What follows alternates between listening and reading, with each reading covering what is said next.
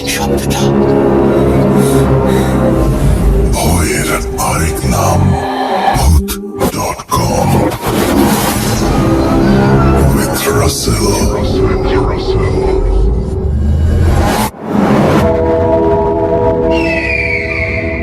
ঈদ মুবারক, ঈদ মুবারক, ঈদ মুবারক। আপনাদের সবাইকে পবিত্র ঈদ উল আজহার শুভেচ্ছা জানাচ্ছি আমি রাসেল। আমন্ত্রণ জানাচ্ছি ঈদের স্টুডিও সেশনে। আশা করছি প্রথম থেকে শেষ পর্যন্ত আমাদের সঙ্গে থাকবেন এবং উপভোগ করবেন প্রতিটি মুহূর্ত। আমাদের দুজন খুব পছন্দের মানুষ আজকে এখানে আছেন। তাদের মধ্যে একজন হচ্ছেন হাফেজ মঈনুদ্দিন সাহেব এবং আরেকজন হচ্ছেন ঈসা, এবং সেই সাথে আমাদেরকে ইমেলটি পাঠিয়েছেন এই মুহূর্তে যার ইমেল আমি পড়ব। তিনি হচ্ছেন লাজিম ইয়াসার জিয়াদ। চলুন কথা না বাড়িয়ে আমরা সরাসরি ঘটনায় চলে যাই। হাসপাতাল প্রতিষ্ঠান কি কেবল চিকিৎসা সেবা প্রদান করে রোগীকে সুস্থ করে তোলার স্থান, নাকি এটি অনেক ক্ষেত্রে মানুষের জীবনের শেষ সীমান্ত নির্ধারণকারী প্রতিষ্ঠান বটে? হাসপাতাল নামক স্থানটিতে সৃষ্টিকর্তার ইচ্ছায় মানুষ নতুন জীবন ফিরে পায়। ঠিক তেমনি এই স্থানটিতে অনেক মানুষ তার অপূর্ণ ইচ্ছা যন্ত্রণা সহ্য করে আকস্মিক মৃত্যুর মাধ্যমে এই পৃথিবী ছেড়ে পরপারে পাড়ি জমায়।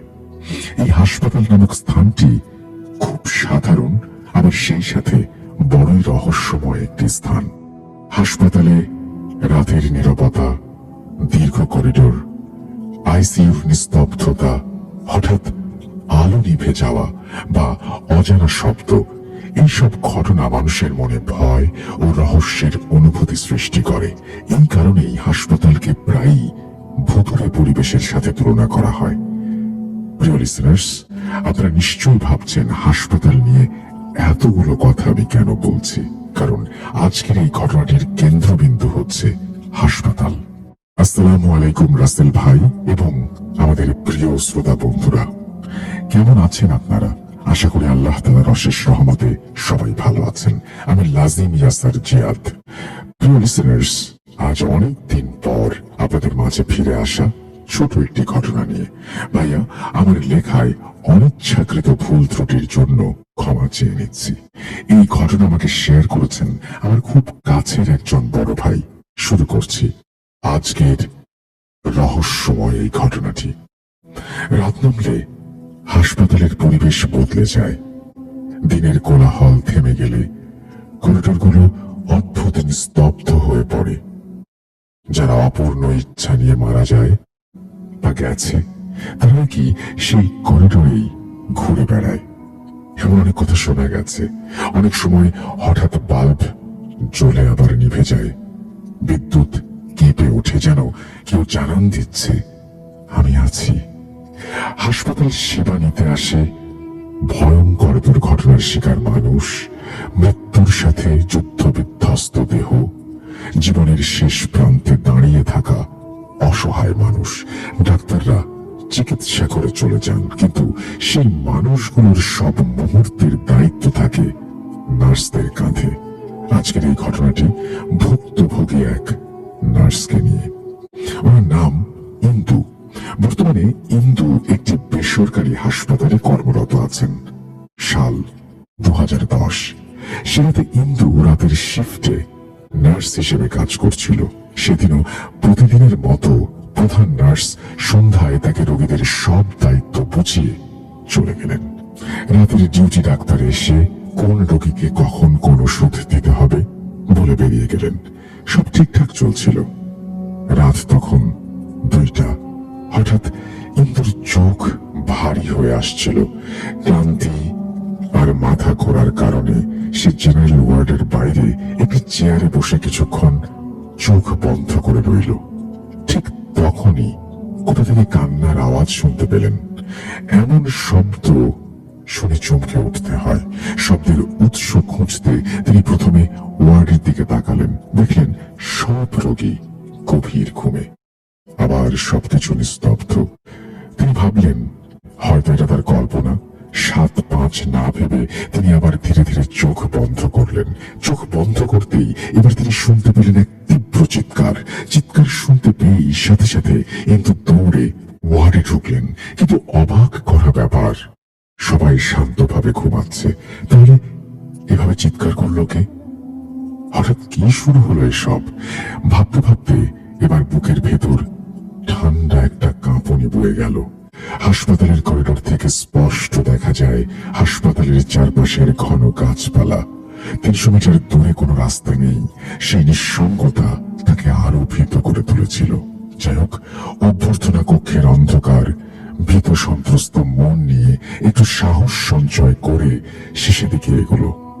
শব্দটা কোত্থেকে আসছে সেটাই দেখা মূল উদ্দেশ্য। অভ্যর্থনা কক্ষে পৌঁছে সেখানে কর্তব্যরত বিজয় নামক একজনকে কোথাও দেখতে পেল না। এমন সময় আচমকা ঠিক হাসপাতালের বিদ্যুৎ চলে গেল। চারদিকে খুটখুটে অন্ধকার। এই অবস্থায় দর দর করে ঘামতে শুরু করলো ইন্দু। ঠিক তখনই হঠাৎ আবার ভেসে আসলো এক অজানা উৎস থেকে কান্না। ফোনের ফ্ল্যাশ লাইট জ্বালিয়ে অভ্যর্থনা কক্ষ থেকে বেরিয়ে করিডোর হয়ে ধীরে ধীরে তার ওয়ার্ডের দিকে এগোতে শুরু করলেন তিনি। অল্প একটু এগোতেই ইন্দু ফ্ল্যাশ লাইটের আলোয় দেখতে পেলেন তার থেকে কিছু দূরে করিডোরের মেঝেতে কেউ একজন পড়ে আছে। তার পরনে লাল রঙের কিছু একটা বোঝা যাচ্ছে। এটা দেখেই ইন্দু তড়িঘড়ি করে সেদিকে এগোতে শুরু করলেন। এমন সময় হঠাৎ ইন্দু পেছন থেকে তার নামের ডাক শুনতে পেল। ডাক শুনতে পেয়ে ইন্দু থেমে পেছনের দিকে তাকায়। পেছনের দিকে তাকাতেই ইন্দু দেখতে পায় বিজয় তাকে ডাকছে। বিজয়কে দেখতে পেয়ে ইন্দু তাড়াতাড়ি বিজয়কে তার কাছে আসতে বলে এবং সামনে মেঝেতে কেউ একজন পড়ে আছে এই বিষয়টি জানায়। বিজয়কে বিষয়টি জানিয়ে ইন্দু সামনের দিকে ঘুরে তাকায়। একই, এখন সেখানে কেউ নেই। এমন সময় বিজয় ইন্দুর কাছে চলে আসে। সেও সেখানে কিছুই দেখতে পায় না। এমন অবস্থায় হাসপাতালের বিদ্যুৎ চলে আসে। কোথায়? মেঝেতে কে পড়ে আছে? পুরো করিডোর ফাঁকা, একদম ফাঁকা। তাহলে ইন্দু একটু আগে মেঝেতে কাকে পড়ে থাকতে দেখল? সে সময় ইন্দু এই বিষয়টির কোনো কুল কিনারা করতে পারল না। এই ঘটনা ইন্দুর মনে এক গভীর ভয়ে ছাপ রেখে যায়। পরদিন ইন্দু কর্তৃপক্ষকে গতরাতে ঘটে যাওয়া ঘটনাটা বলে। কর্তৃপক্ষ ইন্দুকে এই ঘটনা কাউকে বলতে কঠোরভাবে নিষেধ করে দেয়। তাকে রাতের শিফট থেকে সরিয়ে সকালের শিফটে ডিউটি দেওয়া হয়। এর কয়েকদিন পর সন্ধ্যার দিকে ইন্দু বিশ্রাম কক্ষে বসেছিল।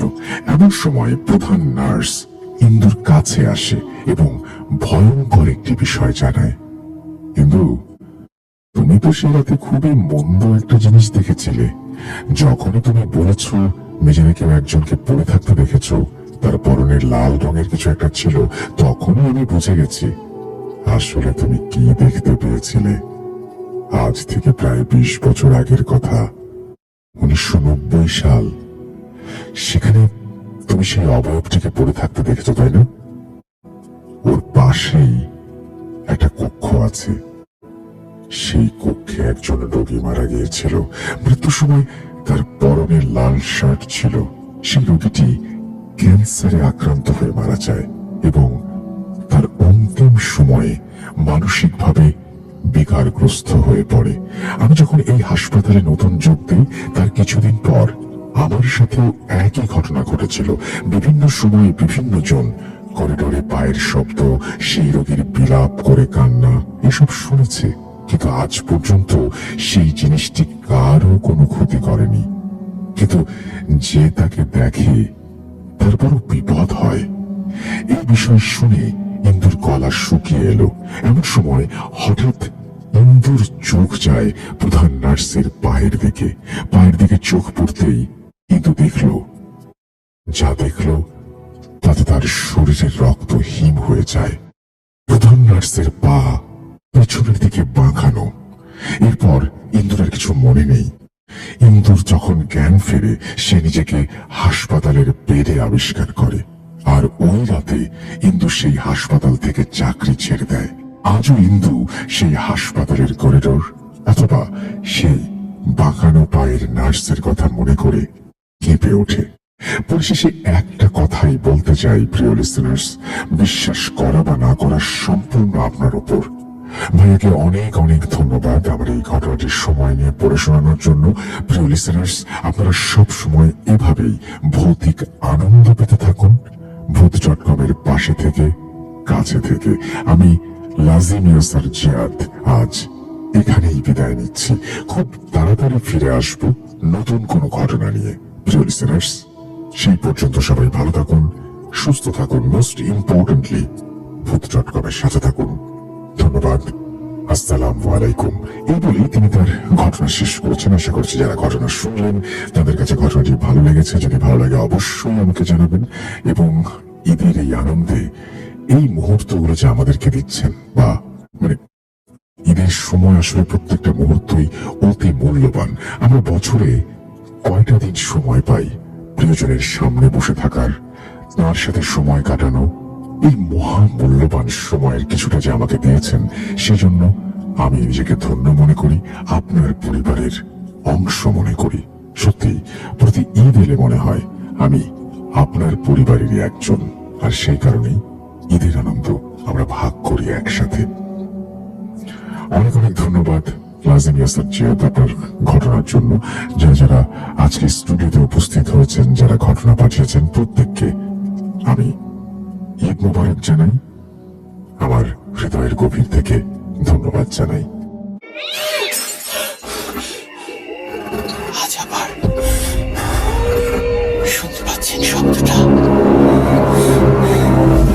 ভয়ের আরেক নাম ভূত.com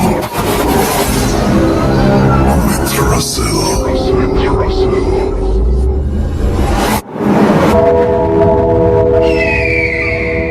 ওয়েলকাম ব্যাক। আপনাদের সবাইকে স্বাগত জানাচ্ছি আমি রাসেল। আশা করছি আপনারা সবাই ভালো আছেন, ভালোর দলে আছেন।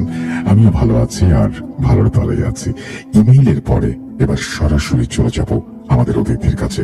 তার আগে আপনাদের সবাইকে আরো একবার পবিত্র ঈদ উল আজহার অগ্রিম শুভেচ্ছা জানিয়ে এই সময়টা প্রচন্ড ব্যস্ততায় কাটে। হয়তো কেউ অলরেডি বাসা থেকে বেরিয়ে গেছেন, মানে যাচ্ছেন আপনজনের কাছে, কেউ হয়তো হাটের উদ্দেশ্যে। সেই মুহূর্তে আমাদেরকে যে শুনছেন, এটা আমাদের পরম সৌভাগ্য।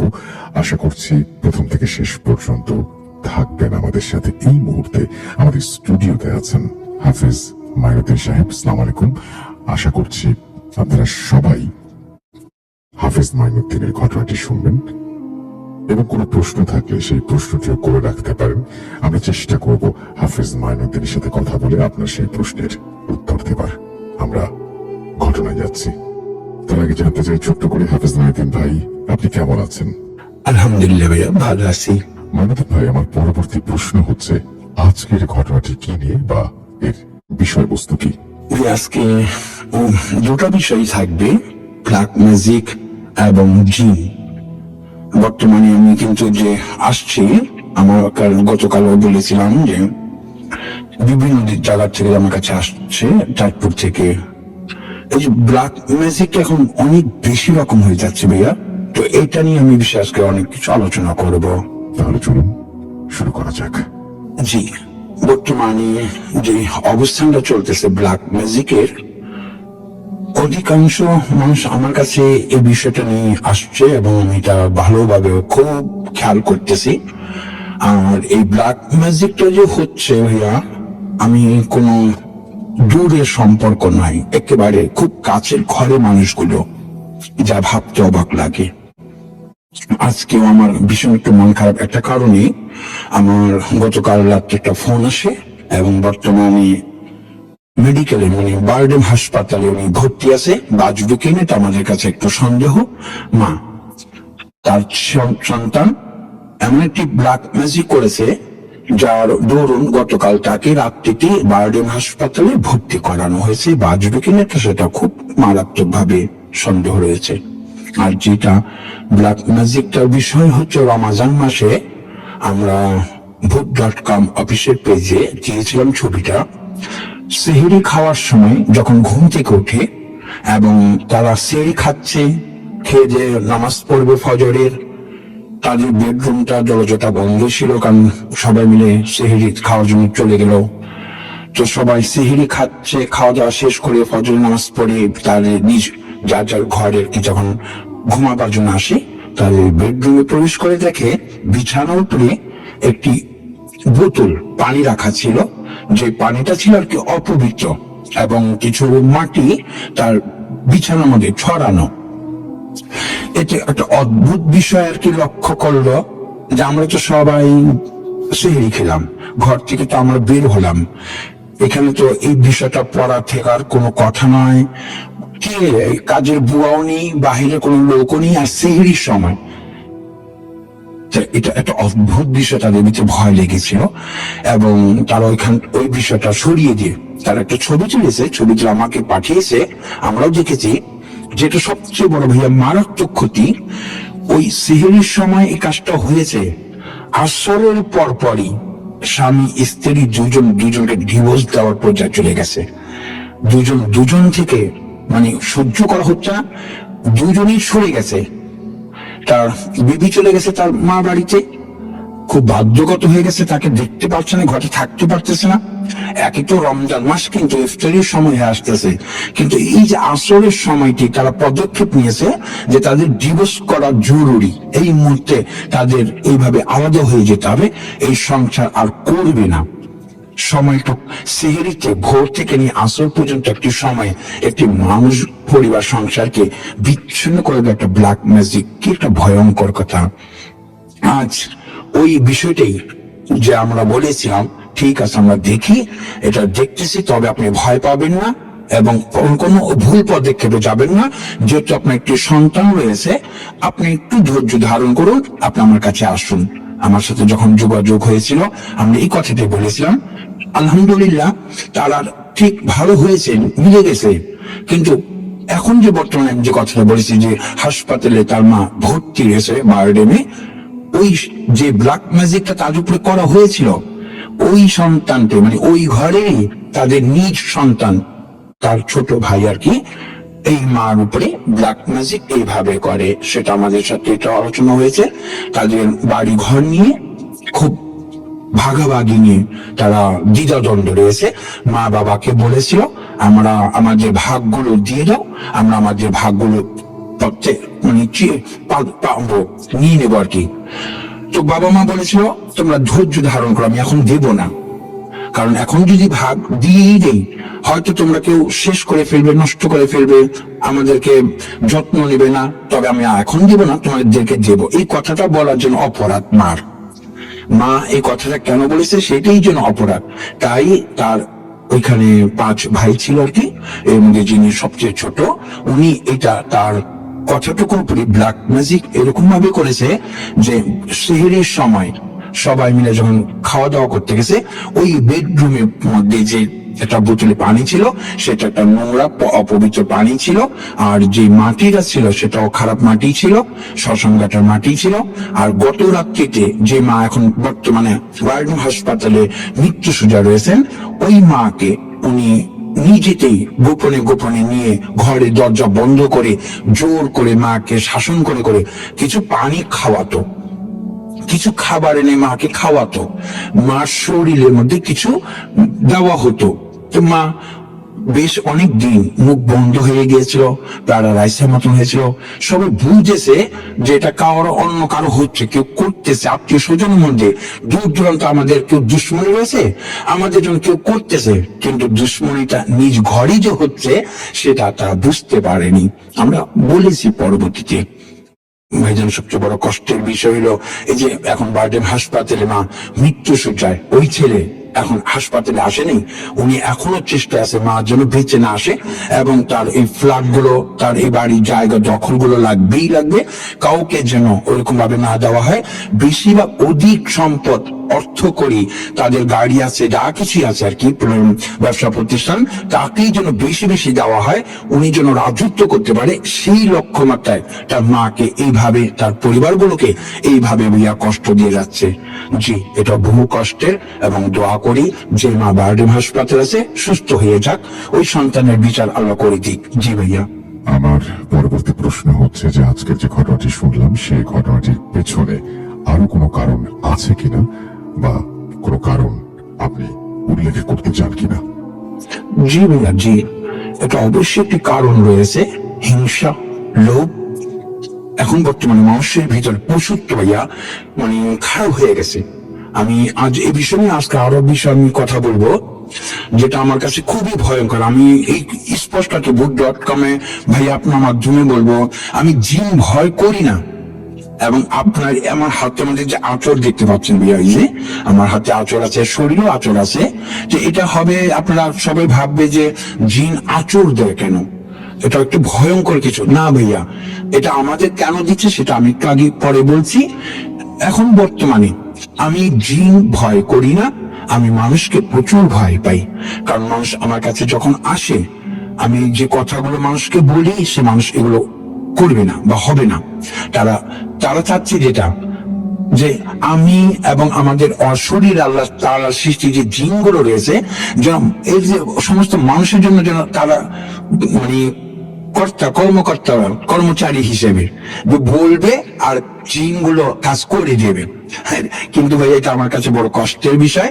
আমরা বলি কোরআন আছে, আপনি সমস্যায় পড়েছেন বা যে কোনো বিষয় আপনি আল্লাহর কাছে চাচ্ছেন, 2 রাকাত নামাজ পড়ুন, আল্লাহর কাছে প্রার্থনা করুন, আল্লাহ আপনাকে দেবে।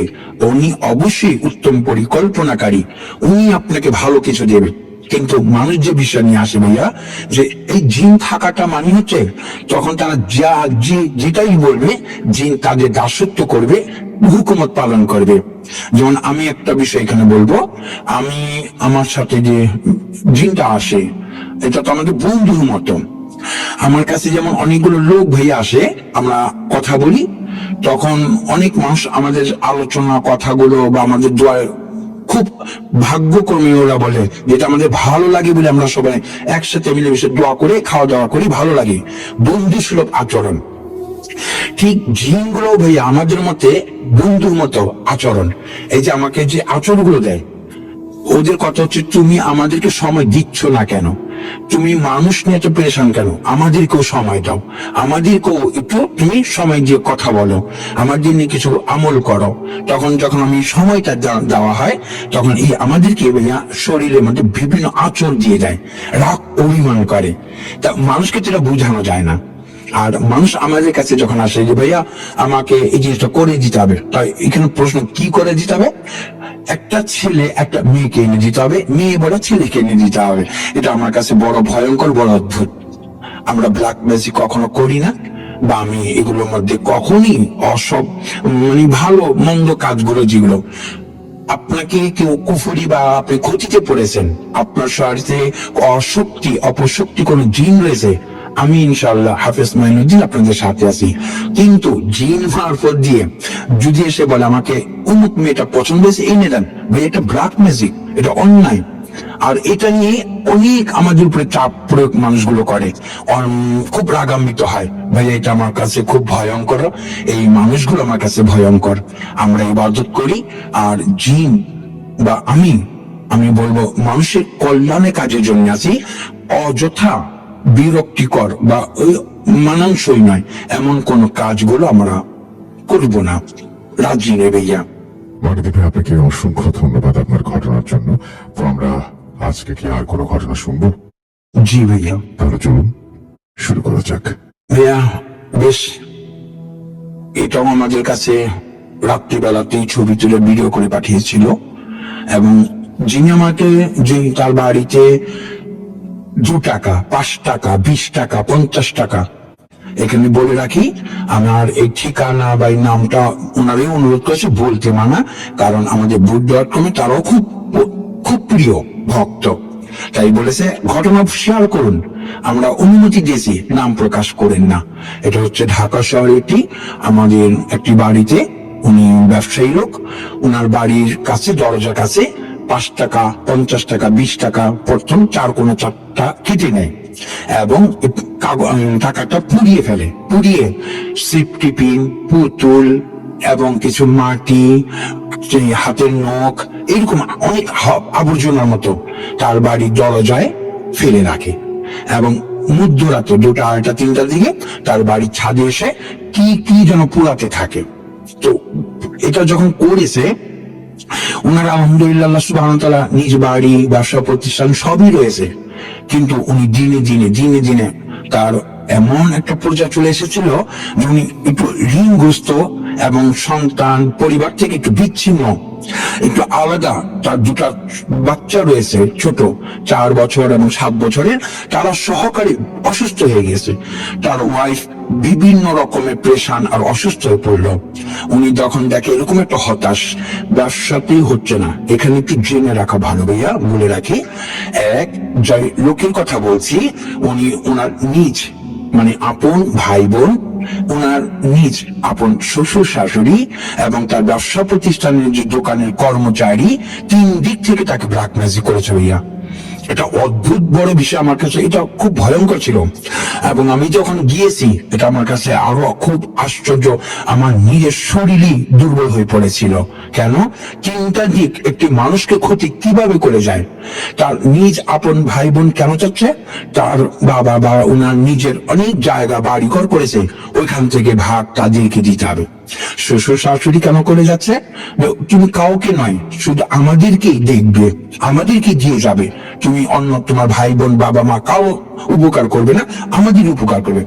ওইখান থেকে শ্বশুর শাশুড়ি করে যাচ্ছে, এখান থেকে তার নিজ ভাই বোন করে যাচ্ছে।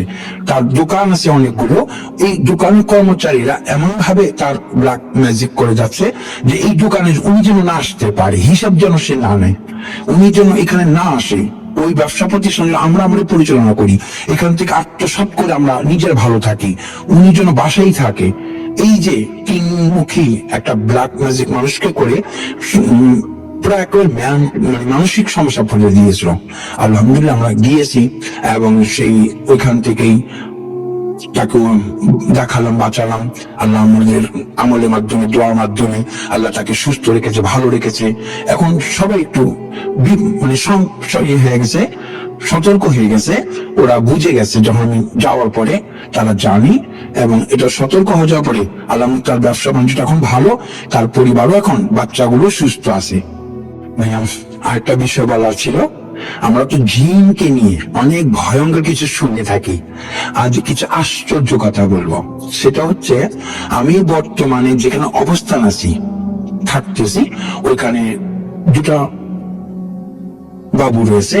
রাত্রিবেলা তো আমি একটু খেলাধুলা করি, এখানে একটু মজার কিছু রয়েছে বলতে, আমরা ওই বাচ্চাদেরকে নিয়ে যখন খেলাধুলা করি, সেটা আমরা বেলুনের ভিতরে কিছু লিখি, গান শোনাবো, কবিতা বলবো, ছড়া বলবো, এইরকম আমরা খেলাধুলা বেলুনের ভিতরে করি। এটা বেলুনটা ফাটাবো এবং যেটা লেখা আসবে ওইটাই বলতে হবে। এখানে মজার ঘটনা যেটা আমরা বলবো, যে ওই ঘরটাতে আমি তো থাকি, ওইখানে আমাদের অনেকগুলো জিনেরা আসা যাওয়া। আমরা যখন বেলুন গুলো ফুলালাম, ওইখানে লেখা দিয়ে দিলাম এবং আমরা প্রস্তুত এখন বেলুন ফাটাবো এবং ওটার ভিতরে যেটা লেখা আসবে ওটা আমরা খেলবো। আশ্চর্য, আমরা বেলুন গুলো আর খুঁজে পাইনি। পুরো বাড়িতে আমরা তালাশ করেছি, পুরো ঘর এদিক সেদিক, কোথাও নেই। অর্থাৎ এই বেলুন প্রায় 5টা মতো হবে, 5-6টা বেলুন, যেগুলো খুব ভালো ভালো লেখা ছিল, ছড়া কবিতা, জিনেরা নিয়ে চলে গেছে। এরপরে একটা মজার বিষয়, আমাদের ছোট্ট বাবুর পকেটে আমরা 3টা বল লুকাবো ঘরের মধ্যে, এটা খুঁজে বের করতে হবে। তো এই ছোট্ট বাবুটা তার প্যান্টের পকেটে বলটা রেখেছিল এবং যেন আমরা খুঁজি, ছোট মানুষ আমরা খুব কাছেই রাখি। এই তো একটা আশ্চর্য, ও প্যান্টের পকেটে বলটা রেখেছে, তার মানে ও রাখে নেই, ওর মা ও প্যান্টের পকেটে দিয়েছে, ও সবাই আবার খুঁজবে, তুমি কিন্তু বলো না, চুপ থেকো। আশ্চর্য, ওই প্যান্টের পকেট থেকে বলটা নেই, জিনে নিয়ে নিয়েছে। এটা পরে রাত্রি, গভীর রাত্রিতে আমাদেরকে বলে দিয়ে যাওয়া হয়। এরপর একটা যে মজার বিষয়, আমি সকালে অফিসে বের হয়ে যাই সকাল 10টায়, রাত 9টার দিকে আসি। তো ওই সময় তো ঘরটা খালি থাকে আমার। ওই বাবু বা ওই ঘরে মানুষগুলো, তাদের ঘরে যখন কাজকর্ম থাকে, ওনারা হঠাৎ দেখে যে আমার কাশির শব্দ হয়, আমি কথা বলতেছি, তখন ওরা ভাবতেছে মামা কখন আসলো, ওরা বলে ভাইয়া কখন আসলো। দরজা খুলে দেখে আমি কিন্তু নেই, সেখানে কাশির শব্দ বা আমার আওয়াজ করা হয়, সেটা জিন দুষ্টামি করে। জি ভাইয়া, আমরা তো অনেক সময় ভয় ভীতি পেয়ে থাকি যে জিন শুধু আমাদেরকে ভয়ই দেখায়। না ভাইয়া, জিন আমাদের সাথেও বন্ধু সুলভ বা ভালো বিনোদন আনন্দ করে থাকে, এটা খুব বন্ধুর মতো করে থাকে। আর এখানে আমি বলবো ভাইয়া, আমি আমার book.com এর সকল শ্রোতা বন্ধুদেরকে বলবো যে, এক, জিন অবশ্যই সেটা ভয়ঙ্কর। তবে আপনি যদি ভালো হয়ে থাকেন, আপনার মন মানসিকতা যদি সুন্দর হয়ে থাকে, প্রকৃতির কেউ খারাপ নয়। তাই আসুন, জিন বা প্রকৃতি যাই কিছু খারাপ নয়, আমরা নিজেকে সর্বপ্রথম ভালো রাখি। আমি আমার নিজেকেই ভালো তৈরি করি, মানুষ করি, এবং আমরা অবশ্যই ইবাদত প্রার্থনা করব। কোন জিন বা কোন এরকম তান্ত্রিককে দিয়ে এই ভুল ভ্রান্ত কোনো কিছু করাবো না। আশা করি ভাইয়া অবশ্যই সেটা আমরা করব। জি ভাইয়া। মারুতি ভাই, আপনাকে অসংখ্য ধন্যবাদ। আপনি কষ্ট করে আমাদের স্টুডিওতে এসেছেন। ঈদের আগে একটু সময় ম্যানেজ করা কতটা কঠিন এটা আমরা সবাই জানি। আপনি ভালো থাকবেন, সুস্থ থাকবেন, এই দোয়াই করি। পরবর্তীতে আপনার সাথে আবারও কথা হবে। এই মুহূর্তে আপনি যদি আমাদের লিসেনারদের উদ্দেশ্যে কিছু বলতে চান তাহলে বলতে পারেন। জি, সামনে আমাদের ঈদুল আজহা আসতেছে এবং আমাদের সবার জন্য দোয়া করব। আর এখন বর্তমানে যে বিষয়টা ইউটিউবে বা বিভিন্ন কিতাবে দেখে যে অনেকেই নিজস্ব একটা তান্ত্রিক হিসেবে তৈরি করে, অর্থাৎ সে পুরোপুরি লেখাপড়াটা জানছে না, আয়াত বুঝতেছে না, বা মন্ত্রটা বুঝায় আসে না, কিন্তু কিছু মানুষ কিছু কিতাব দেখে বা ইউটিউব দেখে তারা কিছু মন্ত্র পড়ে ফেলে, তখন তাদের কাছে কিছু খারাপ বিষয় চলে আসে। এটা আমরা সাবধান। আমি বুক.com এর সকল বন্ধুদেরকে বলবো, এগুলো আমরা অহেতুক বা কোনো কিছুতেই ভুল ভ্রান্তে কোন কিছুতে যাব না। আমরা শুধু এক আল্লাহ কোরআন রাসূলের পথেই চলবো ইনশাআল্লাহ। ভাইয়া অনেক ধন্যবাদ মারুতি ভাই আপনাকে, সেই সাথে পবিত্র ঈদুল আজহার অগ্রিম শুভেচ্ছা আপনার জন্য। আমরা চলে যাব আমাদের পরবর্তী অতিথির কাছে।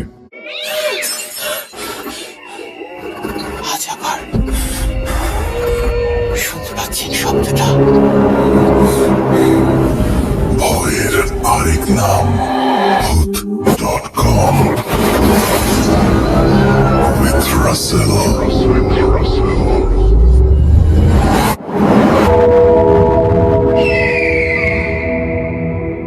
আমরা চলে যাবো আমাদের পরবর্তী অতিথির কাছে। পরবর্তী অতিথিকে আপনারা সবাই চেনেন এবং জানেন, এবং পরবর্তী অতিথি আমাদের সঙ্গে আছেন ঈসা, এবং তার ঘটনা আপনি এর আগেও শুনেছেন।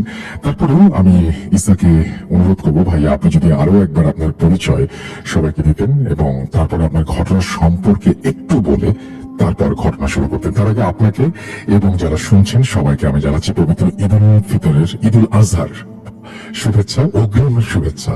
আপনারা সবাই এখন যারা এই মুহূর্তে বিভিন্ন জায়গায় যাচ্ছেন, বাংলাদেশের বিভিন্ন প্রান্ত থেকে এক প্রান্ত থেকে আরেক প্রান্তে যাচ্ছেন, আপনাদের যাত্রা শুভ হোক এবং আপনাদের ঈদ কাটুক অনেক আনন্দে, আপন জয়ের সান্নিধ্যে। আমরা ঈসা ভাইয়ের কাছে যাচ্ছি। আসসালামু আলাইকুম রাসেল ভাই, ধন্যবাদ আমাকে আবারও এই ভূত.com এর সুযোগ দেওয়ার জন্য। সবাইকে ঈদের শুভেচ্ছা। রাসেল ভাই আপনাকে ঈদুল আজহার শুভেচ্ছা। তো রাসেল ভাই কেমন আছেন, আগে আপনি আমাকে এটা বলুন। আমি তো ভালো আছি, সবসময় ভালোর দলেই থাকি, এবং ঈদ যেহেতু, ঈদের সময় তো আসলে সবারই মন ভালো থাকে এবং সবাই আসলে ঈদ নিয়ে মন ভালোর সাথে সাথে একটা ব্যস্ত সময়ও কাটায়। আমিও ব্যস্ত সময়ই কাটাচ্ছি। আমার ব্যস্ততা আবার হচ্ছে শুধুমাত্র মানে পারিবারিক ব্যস্ততার পাশাপাশি এই যে ঈদের সময় আবার সবাইকে ভালো একটা কিছু উপহার দিতে হবে, ভালো কিছু নিয়ে আসতে হবে কিছু, মানে এই জন্য আমাদের পুরো টিমই অনেক মানে অক্লান্ত পরিশ্রম করছে। আপনি দেখতেই পাচ্ছেন। হ্যাঁ, মানে ঈদের আগে আগে এরকম সময় হ্যাঁ, এটা আসলে আমারও আছে। এই যে সাংবাদিকতা করার পাশাপাশি যেহেতু ঈদের একটা চাপ থাকে আমাদের, জানেন রাসেল ভাই, যেহেতু আপনি মিডিয়ার সাথে আছেন, তো আমাদেরকে এই যে সারাদিন নিউজের ব্যস্ততার পাশাপাশি এই যে ভূতের গল্পগুলো সংগ্রহ করতে হয়, বিভিন্ন জায়গায় যায়, এই ব্যস্ততার মধ্যে এরকম একটা ঘটনা কালেকশন করা, এটাও কিন্তু একটা চ্যালেঞ্জিং। রাসেল ভাই কি বলেন আপনি? অফকোর্স খুবই চ্যালেঞ্জিং। এবং এই যে আপনি দেখেন যে মানে আমাদের এখানে যেমন নাফিক, সবারই আসলে মানে কি বলবো যে ব্যস্ততা আছে, তারপরেও সবাই সময় বের করে আসলে এটা একটা মানে অদ্ভুত টান, সেই টানে আমরা বারবার ফিরে আসি এবং সেরকম একটা টান থেকে আজকে এখানে আসা। সেটাই আসলে আসলে দর্শকদের যে এত কিছু করো, যে দর্শকদের যে পজিটিভ কমেন্ট গুলো আমি দেখি, আমার খুব ভালো লাগে, তখন নিজেকে সার্থক মনে হয়। ঠিক আছে রাসেল ভাই, তাহলে আমি ঘটনার দিকে যাচ্ছি। ঘটনা শুরু করছি আমি দেশের বাইরের একটা ঘটনা দিয়ে শুরু করি। সেটা হচ্ছে যে আমাদের এই ঘটনাটা আমি দুঃসম্পর্কের বড় ভাই আমার, উনি যখন বিদেশে ছিলেন তখনকার ঘটনা আর কি। বেশ রিসেন্টলি তার সাথে আমার পরিচয় হয়। তো তখন তিনি আমাকে ঘটনাটা শেয়ার করে আর কি। তিনি আমাকে বলেছিলেন যে ঘটনাটা যেন আমি ভূত.com এ বলি আর কি। তো উনি আসলে একটা ব্যবসা করতেন। তো ব্যবসা করার সময় মানে 2-3 বছর ওনার ব্যবসাটা খুব ভালোই যাচ্ছিল। তো ব্যবসা ভালো যাওয়ার পরে 2-3 বছর যখন চলে যায়, তখন কিন্তু উনি হঠাৎ করে একটু লসে পড়ে যায়। লসে পড়ে যাওয়া মোটামুটি ওনার ধস নামে এরকম বলা যায় আর কি। তো ওনার আবার একটা আত্মীয় ছিল, উনি সৌদিতে থাকতেন। তখন তিনি চিন্তা করলেন যে কি করবেন ওনার মতো অবস্থায়, কি করা যায়। তখন তিনি চিন্তা করলেন যে তিনি দেশের বাহিরে চলে যাবেন।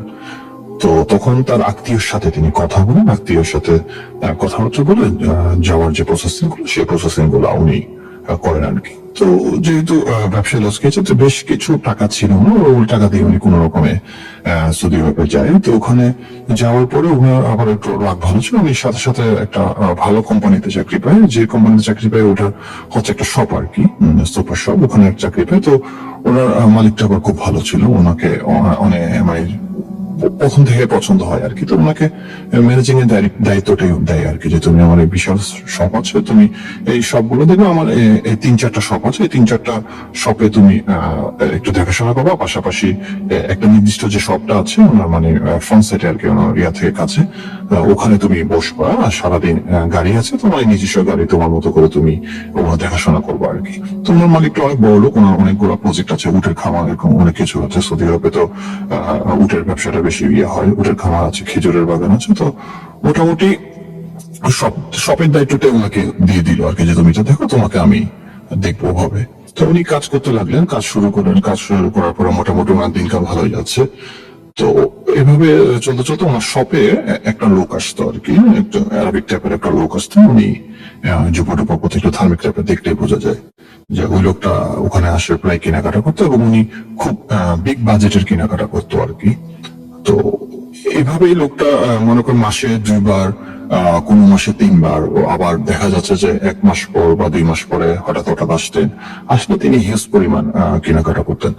তো ওই কাস্টমারটাকে আবার রিভিউতে, মানে ওখানে তো রিভিউ একটা সিস্টেম আছে, তো উনি ওই কাস্টমারটাকে মানে প্রিমিয়াম কাস্টমার হিসেবে লক করে রাখতো আর কি।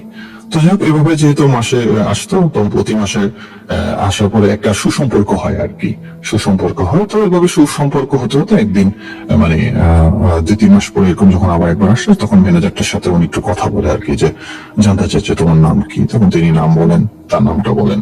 তারপর বলে যে তুমি কোথায় থাকো। তো বলে যে আমি বাংলাদেশে থাকি, এই বিষয়ে আর কি। তো বলে যে তুমি এখানে আসলে কিরকম কাজ করছো, বা কিভাবে কমফোর্ট কিনা, বা তুমি এখানে কাজ করে যে পারিশ্রমিকটা পাও সেটা তোমার জন্য পর্যাপ্ত কিনা।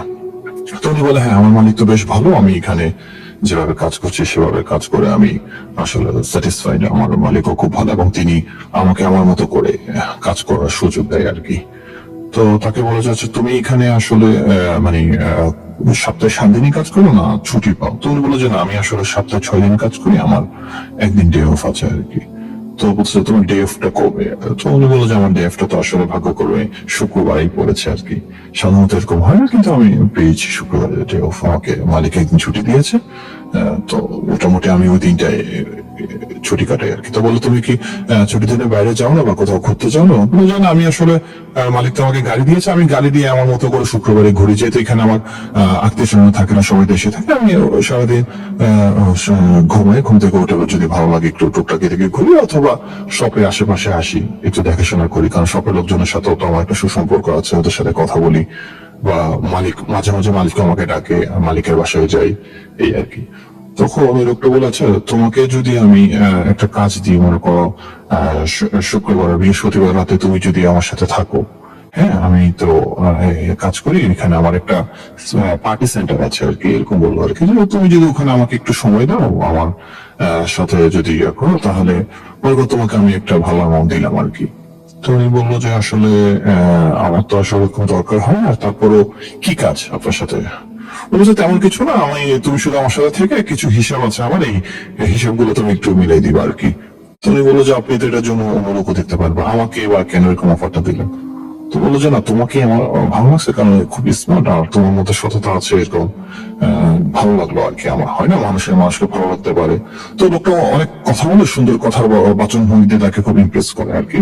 তো তখন উনি বলে আচ্ছা ঠিক আছে, আপনার আমি দেখে আপনাকে জানাবো। তখন লোকটা বলে ঠিক আছে, তুমি আমার এই কার্ডটা রাখো, তুমি যদি রাজি হও তাহলে আমাকে বলিও, তাহলে আমি তোমাকে অ্যাড্রেসটা বলে দিব কোথায় যেতে হবে। তো লোকটা তখন আসলে ওটা ওভাবে ওরকমই করে না, কথা হয়েছে তো ওভাবে উনি ওনার মতো করে কাজ করছে, ওনার যেভাবে জীবন চক্র চলাভাবে জীবনযাপন করছে। তো হঠাৎ করে অনেকদিন লোকটা আসে না, 2-3 মাস হয়ে গেছে লোকটা আসে না। তখন তুমি চিন্তা করলো যে আমার তুমি তো একটা প্রিমিয়াম কাস্টমার, উনি তো অনেক কেনাকাটা করে, অনেকদিন আসে না, একটু খোঁজ খবর নিই আর কি। তখন ওই কার্ডটা দেখে ওনাকে ফোন দেয়। তো ফোন দিলে লোকটা বলে কে কথা বলে, পরিচয় দেয়। তখন লোকটা বলে আচ্ছা আচ্ছা, কি অবস্থা, কেমন আছেন? ভালো আছে। তো বললো তুমি তো আসলে না, তুমি আসো একদিন, তোমার যদি ভালো লাগে তুমি এমনি ঘুরতে হলে আসো। তো লোকটা চিন্তা করলো এত করে যখন বলছে, আর ওনাকে যে পারিশ্রমিকের কথা বলছে ওটা অনেক হিউজ পারিশ্রমিক বলতেছে, এক রাতের জন্য আমি এরকম পারিশ্রমিক পাবো, এটা অত খারাপ কিছু না, আর লোকটাকে দেখতে ভালো লাগেছে। তো যাই হোক উনি বললো যে ঠিক আছে, আমি আগামী বৃহস্পতিবার রাতে আমি আসবো। বললো যে ঠিক আছে, তাহলে তুমি আমাকে বৃহস্পতিবার বিকালে ফোন দিয়ে আমি তোমাকে অ্যাড্রেসটা দিয়ে দিব। তো যাই হোক যথারীতি তিনি বৃহস্পতিবার বিকালে সন্ধ্যার পরে ওনার কাজকর্ম শেষ করে উনি একটু আর্লি বের হয় আর কি, যেহেতু মালিকের সাথে ওনার একটা সুসম্পর্ক আছে। উনি মাঝে মাঝে একটু তাড়াতাড়ি বের হলেও করে একটা বেশি সমস্যা হয় না, আর উনি কাজে খুব অ্যাক্টিভ, ওনার পারফরমেন্সে মালিকও খুব সন্তুষ্ট থাকে। তখন তিনি ওই লোকটাকে ফোন দিয়ে যে আমি তো মোটামুটি আমার কাজ শেষ, এখন আপনি বললে আমি আসতে পারি। তুমি বলতেছে আসলে এখন না, তুমি 10টা 10:30 করে রওনা দিও, তাহলে একটু ভালো হবে, যেহেতু মিডনাইট শো বা পার্টি সেন্টার এটা মিডনাইটে হয়, তুমি ওই টাইমে আসলে আমার ভালো হবে, তখন হিসাবটাও ক্লোজিং এর দিকে আর কি। তো যাই হোক তখন উনি বলল আচ্ছা ঠিক আছে, আপনি আমাকে অ্যাড্রেসটা দিয়ে রাখেন, আমি ওভাবে আসবো। তো তখন ওনাকে একটা অ্যাড্রেস দেয় আর কি। তো যে অ্যাড্রেস দেয় ওই অ্যাড্রেসে তখন উনি, যেহেতু মালিক ওনাকে নিজস্ব গাড়ি দিয়েছে, ওই গাড়ির করে ড্রাইভ করে আর কি। তো যেতে যেতে ওই অ্যাড্রেসে যেতে যেতে উনি মানে একটা সরু রাস্তা দিয়ে সোজা যাচ্ছে আর কি, যে অ্যাড্রেসটা দিচ্ছে অ্যাড্রেসে যাচ্ছে। উনি আসলে ওরকম তো ইউজ টু না, জায়গাটা ওরকম চিনে না সব জায়গা। তারপরে যেহেতু 7-8 মাস হয়েছে, মোটামুটি উনি একটা অভিজ্ঞতা আছে, কিন্তু রাস্তাটা ওনার থেকে মানে কেমন মানে আনকমন মনে হলো আর কি, উনি যেভাবে দিচ্ছে আর কি। তো যেতে যাচ্ছে যেতে যেতে উনি এক পর্যায়ে দেখলো যে উনি একটা রোড দিয়ে সোজা যাচ্ছে, সেই রোডটা মানে মাঝখানে রাস্তা, দুই পাশে মরুভূমি, এরকম সোজা রাস্তা। উনি যাচ্ছে তো যাচ্ছে, যেতে যেতে হঠাৎ করে মানে ওনার খুব পানির পিপাসা পায়, এবং এত দূরে উনি মানে বুঝতেও পারে নাই। প্রায় উনি বলে যে আমি 45 মিনিট প্লাস আমি ড্রাইভ করেছি লংটা, তো এত দূরে যে হবে এটা আসলে আমিও বুঝতে পারিনি আসলে ওনার অ্যাড্রেস অনুযায়ী। তো উনি এখানে গেল, যাওয়ার পরে এখন উনি লাস্টে দেখলো যে ম্যাপও কাজ করছে না, নেটটাও ওরকম দুর্বল। তুমি বলো যে এরকম তো আসলে হওয়ার কথা না, এসব অ্যাপ কখন এরকম হয় না, সরাসরি যে অ্যাপ আছে ওই অ্যাপে ওরা সরাসরি করতে পারে, কিন্তু এখানে উনি দেখলো যে মানে ম্যাপটাও কাজ করছে না ওরা। তো এখন উনি কি করবে, ওনার খুব পানির পিপাসাও পেয়েছে, একটু পানিও খাবে, তো কি করবে, তো উনি চিন্তা করলো যে দেখি সামনে কোনো কিছু পাই কিনা। তো উনি গাড়ি চালাতে চালাতে উনি অনেক ভিতরে যায়, যাওয়ার পরে উনি আসলে এমন একটা জায়গায় চলছে যেখানে আসলে ঝিঝি অন্ধকার দিকে এবং দুই পাশে মরুভূমির মাঝখানে রাস্তা। উনি আশেপাশে কোনো গাড়িও দেখতে পাচ্ছে না, কোনো গাড়িও যাচ্ছে না, জনগণ কোনো মানে জনশূন্য একটা পরিবেশ। তখন ওই অবস্থা উনি কি করবে বুঝতে পারছেন, তো উনি কোনো কি গাড়িটা মানে মরুভূমির সাইডে রাখলো, আর রেখে উনি দাঁড়ালো, দেখি যে কাউকে পাওয়া যায় কিনা। তো নেটওয়ার্ক উনি পাচ্ছে না ওরকম।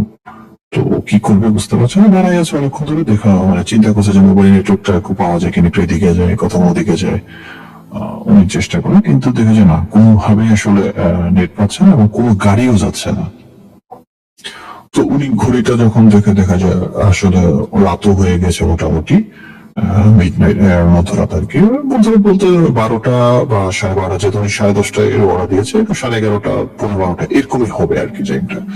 তো এখন চিন্তা করলো যে ওনার খুব তৃষ্ণা পেয়েছে, এখন তৃষ্ণা পেয়েছে, প্রচুর গরম, কি করবে বুঝতে পারছে না, তৃষ্ণা হচ্ছে, পানি খাবে। তো উনি কি করবে, উনি কোনো একটু মানে সামনে পেছনে একটু হাঁটাচলা করছে, দেখা যায় যে নেটওয়ার্কটা আসলে পাওয়া যায় কিনা বা কোনো গাড়ি আসে কিনা। তো এমন করতে করতে উনি যখন একটু সামনের দিকে মানে গাড়িটা মরুভূমির সাইডে পার্ক করে উনি সামনের দিকে হাঁটতে লাগলো, তখন উনি দেখলো যে দূরে মানে ওনার থেকে প্রায় মনে করেন যে 1 কিলোমিটারের একটু কম এরকম দূরে খোলা মাঠটা মরুভূমি, যে দেখা যাচ্ছে যে উনি আগুন দেখলেন আর কি, আগুন জ্বলছে এরকম একটা জিনিস দেখলেন। তো উনি চিন্তা করলেন যে কি এখানে কিসের আগুন। তো উনি যখন দেখলেন যে আগুন জ্বলছে, তখন উনি ভাবলো যে তার মানে ওখানে মানুষ বা কিছু আছে, যেহেতু আগুন দেখা গিয়েছে। তো উনি হাঁটতে হাঁটতে ওই আগুনের দিকে যাচ্ছে আর কি। তো ওই পথ ধরে সোজা সোজা তিনি হাঁটতে লাগলেন, হাঁটতে হাঁটতে তিনি এক পর্যায়ে ওটার কাছে চলে আসে। তো কাছে চলে আসার পর দেখে যে ওখানে কিছু মানুষ ওরা পার্টি করতেছে এবং তাঁবু টাঙানো। তো তাঁবুর বাইরে ওই মানুষগুলো ওখানে আগুন ধরে ওই আবার মাংস ইয়ে করছে, বারবিকিউ করে খাচ্ছে আর কি। তখন ও নিজে গিয়ে মানে বলে যে আমাকে একটু পানি দেওয়া যাবে, আমি একটু পানি খাবো। তখন ওকে ওইরকম জানে যে অবশ্যই পানি দেওয়া যাবে না, কেন অবশ্যই বসেন পানি খান। তখন পানি খাওয়ার পর বলে যে না এর দুটো খেজুর দিয়ে, যে খেজুরও খান এখানে। তারপর বলে যে আমাদের সাথে খাওয়া দাওয়া করেন, কোথা থেকে আসছেন, কোথায় যাবেন, কিন্তু এরকম কথাবার্তা বলতেছে আর কি। তো ওই লোকগুলো মানে বেশ ভদ্র, ভালো লাগলো মাথায় কথা বলে। তো কথা বলার পরে আমাদের সাথে কথা বলতে তো লোকটা পানীয় খেলো, তারপর খেজুর খেলো। তো বললো যে আমাদের সাথে খাওয়া দাওয়া করতে। বললো যে না আমি তো খাওয়া দাওয়া করবো না, আমি আসলে একটা জায়গায় যাচ্ছি, ওই জায়গায় আমাকে যেতে হবে। তো সমস্যা না, যাবেন আপনি, আপনি বসেন, আসছেন প্রতীক, এত দূর থেকে এসেছেন। তো এমন সময় হঠাৎ করে ওই মরুভূমিতে ঝড় টাইপের ইয়ে শুরু হয় আর কি, ঝড়ের বাতাস করতেছে। তখন বলো যে ভাই দেখেন ঝড়টা শুরু হয়ে গেছে। আসলে এই জায়গাটা এরকমই যে হঠাৎ করে ঝড় হয়, মরুভূমির বিষয়টা বোঝা যায় না, হঠাৎ করে ঝড় হয়। তো আপনি এখন কিভাবে যাবেন, আপনি এক কাজ করেন, আপনি তাঁবুর ভিতরে বসেন, তাঁবুর ভিতরে বসে একটু রেস্ট করে তারপরে আপনি যাবেন, সমস্যা তো নেই, প্রয়োজন আমরা আপনাকে আগায় দিব আর কি। তো ওখানে অনেক অটো আছে, আগুন ফায়ার প্লেস আছে, মরুভূমিতে। তো ওরা করলো কি তাঁবুর ভিতরে ঢুকে বসছে আর কি, তাঁবুর বসছে। তখন তাঁবুর ভিতরে ওরা বসে তাঁবুটা মানে ক্লোজ করে দেয় আর কি, যেন ধনবাড়ি না ঢুকে। তো এরপরে উনি ভিতরে একটা ছোট লাইট জ্বলায় আর কি। লাইট জ্বলার পর ওরা বলে যে ভাই আপনি আমাদের সাথে খাওয়া দাওয়া করেন, সমস্যা নেই, খাওয়া দাওয়া হয়ে গেছে। আর আমাদের যে খানাগুলো আছে এগুলো পর্যাপ্ত খানা, আবার আমরা এখানে আজকে সারা রাত আছি, আমরা এখানে পার্টি করছি, সমস্যা নেই আপনি। তো উনি খাওয়া দাওয়া করার পরে উনি মানে উনি পানি খায়। পানি খাওয়ার পরে ওনার মানে খুব তন্দ্রা আসে। উনি বললো যে আমি খাওয়াটা খাওয়ার পরে মানে 5-10 মিনিট পরে আমার খুব ঘুম আসে। তখন আমি ওদেরকে বললাম যে আমি একটু রেস্ট করতে পারি। ওরা বললো হ্যাঁ অবশ্যই, পারবেন না কেন, রেস্ট করতে পারবেন না কেন, রেস্ট করেন, সমস্যা তো নয়, আপনাকে তো আমরা বলেছি যে আপনি এখানে থাকেন, সমস্যা নেই, আস্তে ধীরে যেতে পারবেন। তখন উনি ওখানে শোয় আর কি। তো ওরা আবার ওনাকে একটা বালিশ দেয়, বালিশ দেওয়ার পরে উনি ওখানে একটু বিশ্রাম করে। তো বিশ্রাম করতে করতে উনি ঘুমায় যায়। তো ঘুম যাওয়ার পর উনি কতক্ষণ ঘুমায় সেটা বলতে পারে না, হঠাৎ ওনার ঘুম ভেঙে যায়। তো হঠাৎ করে যখন ঘুম ভেঙে যায় তখন দেখে যে ওনার মানে অনুমান করে দেখা যায় যেটা মাঝরাতি হবে আর কি ওনার। তো ঘড়িটা দেখে মোবাইলটা দেখে যে 2:15 এরকম বাজে আর কি ওই টাইমে। তো উনি দেখে ঘুমানোর পর চারদিকে তাকায়, দেখে যে কেউ নাই, কিন্তু তাঁবুর দরজাটা খোলা, কেউ নাই। তো উনি তো শুয়েছিলেন, তো শোয়ার মানে উনি ডান পাশে শুয়েছেন, তো ডান পাশ থেকে সোজা তাঁবুর দিকে থাকলে তাঁবুর দরজাটা আর কি খোলা। তো উনি দেখেন যে আশেপাশে কেউ নেই। তো হঠাৎ ওনার বাইরের দিকে চোখ গেছে। তো বাইরের দিকে যখন চোখ গিয়েছে দেখা যায় ওনার থেকে প্রায় একটু দূরে, প্রায় 10-20 হাত দূরে ওই লোকগুলো বসে আছে। তুমি বলো যে এটা ওই লোকগুলো কেন আমি জানি না, কিন্তু আমি দেখছি যে কিছু লোক বসে আছে। ওরা তো ওদের যে স্তরী পোশাক গুলো আছে, জুব্বার পরে ওরা বসে আছে। তো উনি শুয়ে আছে, তো শুয়ে দিকে তাকাই আছে আর হঠাৎ করে ঘুম ভেঙে গেছে। তো ঘুম ভেঙে গেলে একটু স্বাভাবিক হইতে একটু সময় লাগে। তো উনি দেখলো শুয়ে দেখতেছে যে লোকগুলো কি করে। তো ওরা দেখলো যে ওই লোকগুলো ওখানে বসে মানে খুব অদ্ভুত টাইপের আচরণ করতেছে। তো উনি তখন একটু মানে ঘাটটা সোজা করে, মানে মাথার নিচে হাত দিয়ে করে মানে শোয়া অবস্থায় আছে, ঘাটটা তুলে একটু দেখার চেষ্টা করছে যে আসলে তারা কি করছে। তো দেখলো যে তারা খুব উইন আচরণ করতেছে। তো উনি মানে বোঝার চেষ্টা করেছে তারা কি করতে চাচ্ছে। তো দেখলো যে ওরা গোল চক্র হয়ে বসে আছে। বসে থাকার পরে ওদের আচরণগুলো খুবই অদ্ভুত। তো ওনার থেকে মনে হলো ওরা পূজা টাইপের কিছু করতেছে,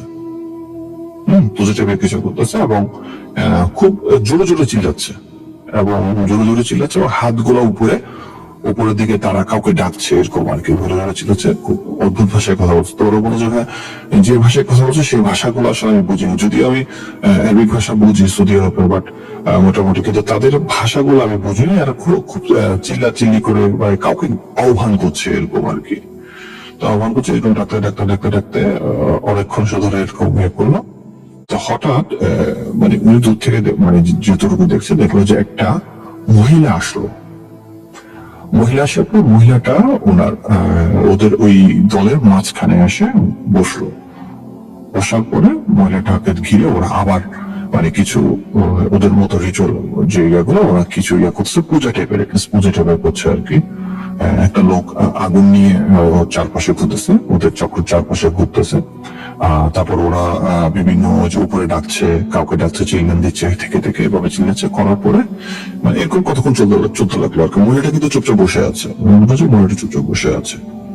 তো এরপরে হঠাৎ একটা লোক আসলো, লোকটা একটু অদ্ভুত টাইপের। এখন লোকটা কোথেকে আসলো উনি কিন্তু এটা খেয়াল করেন না। উনি দেখতেছে যে একটা লোক, কালো লোক আসলো। আসার পরে ওই লোকটা যখন দাঁড়াইলো তখন সবাই দাঁড়াই গেল। সবাই দাঁড়ায় তাকে মানে শ্রদ্ধা হচ্ছে, খুব সম্মান করতেছে, তার পা ধরে চুমু খাচ্ছে সবাই। করার পর লোকটা হাত দিয়ে ইশারা করলো, ইশারা করার পর ওরা বসলো। তো ওই মেয়েটাও দাঁড়িয়েছিল, মেয়েটাকেও বলো যে তুমি শো, মানে ওনার ইশারা হলো যে মানে দূর থেকে যতটুকু বুঝতে পারছে আর কি, যে তুমি ওভাবে শো। তখন উনি দেখলো যে মেয়েটা শুয়ে গেল। তো মেয়েটা শুয়ে যাওয়ার পরে লোকটা মানে ওই মেয়েটার গায়ে হাত দিয়ে কিছু মন্ত্র পড়তেছে আর কি। মানে দূর থেকে যতটুকু বোঝা যাচ্ছে যে ওনার থেকে মনে হচ্ছে লোকটা কিছু মন্ত্র পড়তেছে। আর ওই ওনার পাশে যে লোকগুলো ছিল, কালো লোকটার পাশে ঘিরে ওরা চিল্লান দিয়ে উপর দিয়ে কাউকে ইশারা করে ডাকতেছে। এভাবে করতে করতে করতে এক পর্যায়ে মানে মহিলাটার শরীরের কাপড়গুলো ওই লোকটা করে মানে কালো লোকটা টেনে খুলে ফেলার পরে আবার একটা পূজার মতো ইয়া করে আর কি। করার পরে উনি দেখতেছে আর কি, দেখে যাচ্ছে এক নজরে কি হচ্ছে আসলে। উনি একটু অবাক হয়ে গেল যে কি হচ্ছে এগুলা, মানে কি বিষয়টা কি উনি কিছুই বুঝে উঠতে পারছে না। তো উনি দেখতেছে, দেখে বোঝার চেষ্টা করতেছে। তো এরকম বোঝা করতে করতে হঠাৎ লোকটা, ওই কালো লোকটা, যে লোকটা অনেক লম্বা, যাকে সে করলো কি একটা তলোয়ার নিল। তলোয়ার নেওয়ার পরে তলোয়ারটা সে উপরে উঠালো, উঁচা করে মেয়েটার মানে পেটের মধ্যে তলোয়ারটা সে গেঁথে দেয় আর কি। গেঁথে দিয়ে সে টান দেয় ছুরি দিয়ে। টান দেওয়া মানে মেয়েটার মানে পেটটা কেটে যায়, কেটে নাড়ি ভুড়ি বের হয়ে যায়। তো নাড়ি ভুড়ি যখন বের হয়ে যায় তখন ওই পাশের লোকগুলো সবাই খুব খুশি হয়, খুব মানে মানে খুশিতে ইয়ে করে। করার পরে ওরা করে কি, ওই মেয়েটার শরীরের নাড়ি ভুড়ি গুলা নিয়ে নিয়ে খাচ্ছে। খুব মজা করে খাচ্ছে, খুব খুশি ওরা, মজা করে খাচ্ছে, সবাই খাচ্ছে। তো উনি এগুলো এক নজরে দেখা যাওয়ার পর ওনার থেকে আসলে মানে খুব অবাক লাগলো আর কি। তো উনি একটু উঠে বসছে যে আসলে কি হচ্ছে এবার, মানে কি হতে চাচ্ছে এভাবে, মানে মেয়েটাকে এভাবে ছুরি দিয়ে কাটার পর নারী পুরি গুলো খাচ্ছে, মানে উনি এটা নিতে পারতেছেন আর কি। উনি উঠে বসলেন। তো এই পর্যায়ে ওই মানে পিছনের লোকগুলো, মানে লোকগুলো তো সামনের দিকে গোল করে বসেছিল। তো বসে যাওয়ার পর লোকগুলো হঠাৎ ওনার দিকে মানে চোখাচোখি হয় আর কি। চোখাচোখি যখন মানে মুখ ফিরায় আর কি, ফিরে ওনার দিকে তাকানোর পর উনি দেখে যে লোকগুলা মুখে মানে ওই মেয়েটার মাংস রক্তাক্ত অবস্থায় আছে। তো দেখার পরে ওনার থেকে যেটা মনে হলো যে ওকে দেখে ওই লোকগুলো খুব হাসতেছে আর কি। একজন যে দিকে তাকে হাসতেছে, ওর দিকে তাকায়। হাসার পরে ওই লোকগুলা ইশারা দিয়ে মানে ওনাকে ডাকলো দূর থেকে যে তুমিও আসো। তো উনি মানে তখন ভয়ে একদম মানে শক্ত হয়ে গেছে। উনি কি করবে বুঝে উঠতে পারছে না যে আসলে কি হতে যাচ্ছে ওনার সাথে। উনি খুব ভয় পাচ্ছে, ভয়ে ওনার শরীর পুরো মানে ঘেমে গেছে, ঘেমে উনি কাঁপতেছে ভয়ে। তো যাক, এরপরে ওরা যখন আসলে তখন ওরা ওদের মতো করে মজা করছে, লোকটা তো ভয় কাঁপতেছে। তখন উনি দেখলো যে ওই যে কালো লোকটা, সেই কালো লোকটা উঠে দাঁড়ালো। উঠে দাঁড়ানোর পরে ঘুরে ওনার দিকে তাকানোর পর উনি তলোয়ারটা নিয়ে মানে ওনার দিকে হেঁটে আসতেছে। উনি মানে স্পষ্ট দেখতে পাচ্ছেন যে ওনার দিকে হেঁটে আসতেছে লোকটা, হেঁটে আসতেছে। তো আর ওই লোকগুলো হাসতেছে আবার চিল্লাচ্ছে খুশিতে। তো উনি যখন দেখলো যে ওই লোকটা হেঁটে হেঁটে ওনার দিকে আসছে, তখন উনি কি করবে বুঝতে না পেরে উনি করে কি মানে দ্রুত উঠে তাবু থেকে বের হয়ে উনি দৌড়াতে লাগলেন। মানে ওনার মানে বলছেন আমার এই অবস্থা যে আমার রুটা বের হয়ে যাবে, এত তৃষ্ণা পাইছে, গলা শুকায় গেছে, আমি কি করবো বুঝতে পারতেছি না। মানে এবার কি হচ্ছে আমার সাথে, এরকম দেখলাম। তখন কালো লোকটা তরবারি নিয়ে ওনার দিকে হেঁটে আসতে, তখন মানে উনি যখন বেরিয়ে দৌড়াচ্ছে, পিছনে তাকালে দেখেছে ওই কালো লোকটাও দৌড়াচ্ছে। তখন উনি করে আরো জোরে দৌড়ানো শুরু করলো। দৌড়াতে উনি কতটুকু দৌড়েছে জানেন, হঠাৎ উনি একটা পাথরের সাথে বাড়ি খাওয়ার পর ওনার সেন্স থাকে না আর কি। তো যাই হোক, পরে ওনাকে মানে ঠিক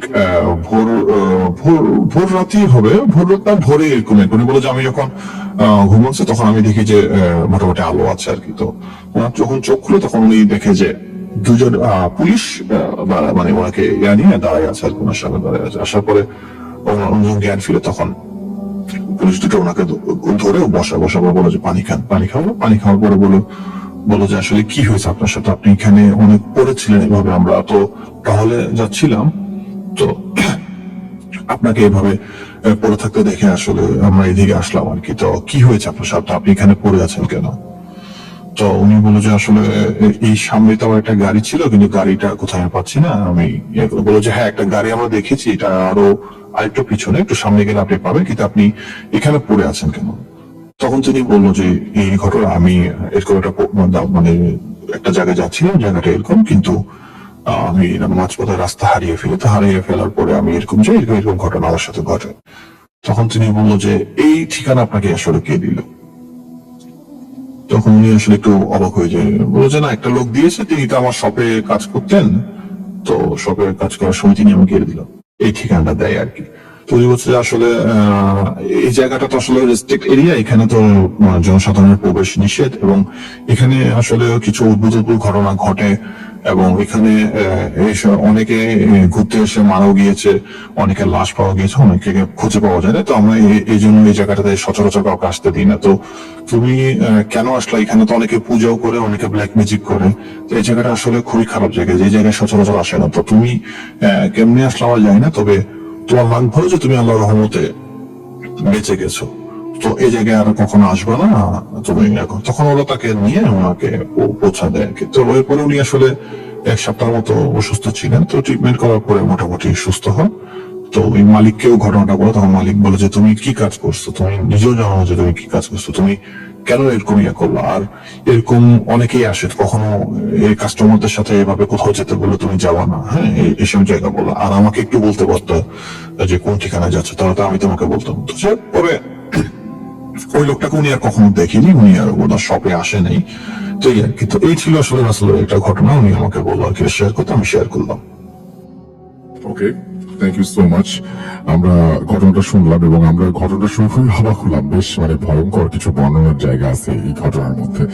আপনাকে অসংখ্য ধন্যবাদ এই ঘটনাটি শেয়ার করার জন্য। আছে কি আর কোনো ঘটনা বলতে চান? এরকম কিছু আছে আর?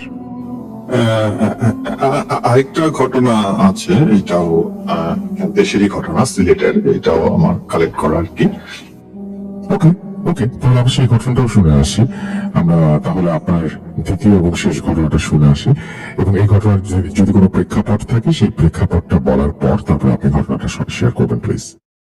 হ্যাঁ, এটা প্রেক্ষাপটটা হচ্ছে যে এটা মিস্টার হেনরি উনি আমাকে শেয়ার করেছিল। আমি রিসেন্টলি সিলেটে গিয়েছিলাম, ওনার থেকে আমি এটা ইয়ে করলাম। তো তো হেনরি বললো যে উনি যখন ফার্স্ট সিলেটে আসে, উনি আসলে কলকাতায় ছিলেন। তো ওনাদের যে প্রজেক্ট উনি কাজ করতেন, ওই মালিকটার চা বাগান ছিল।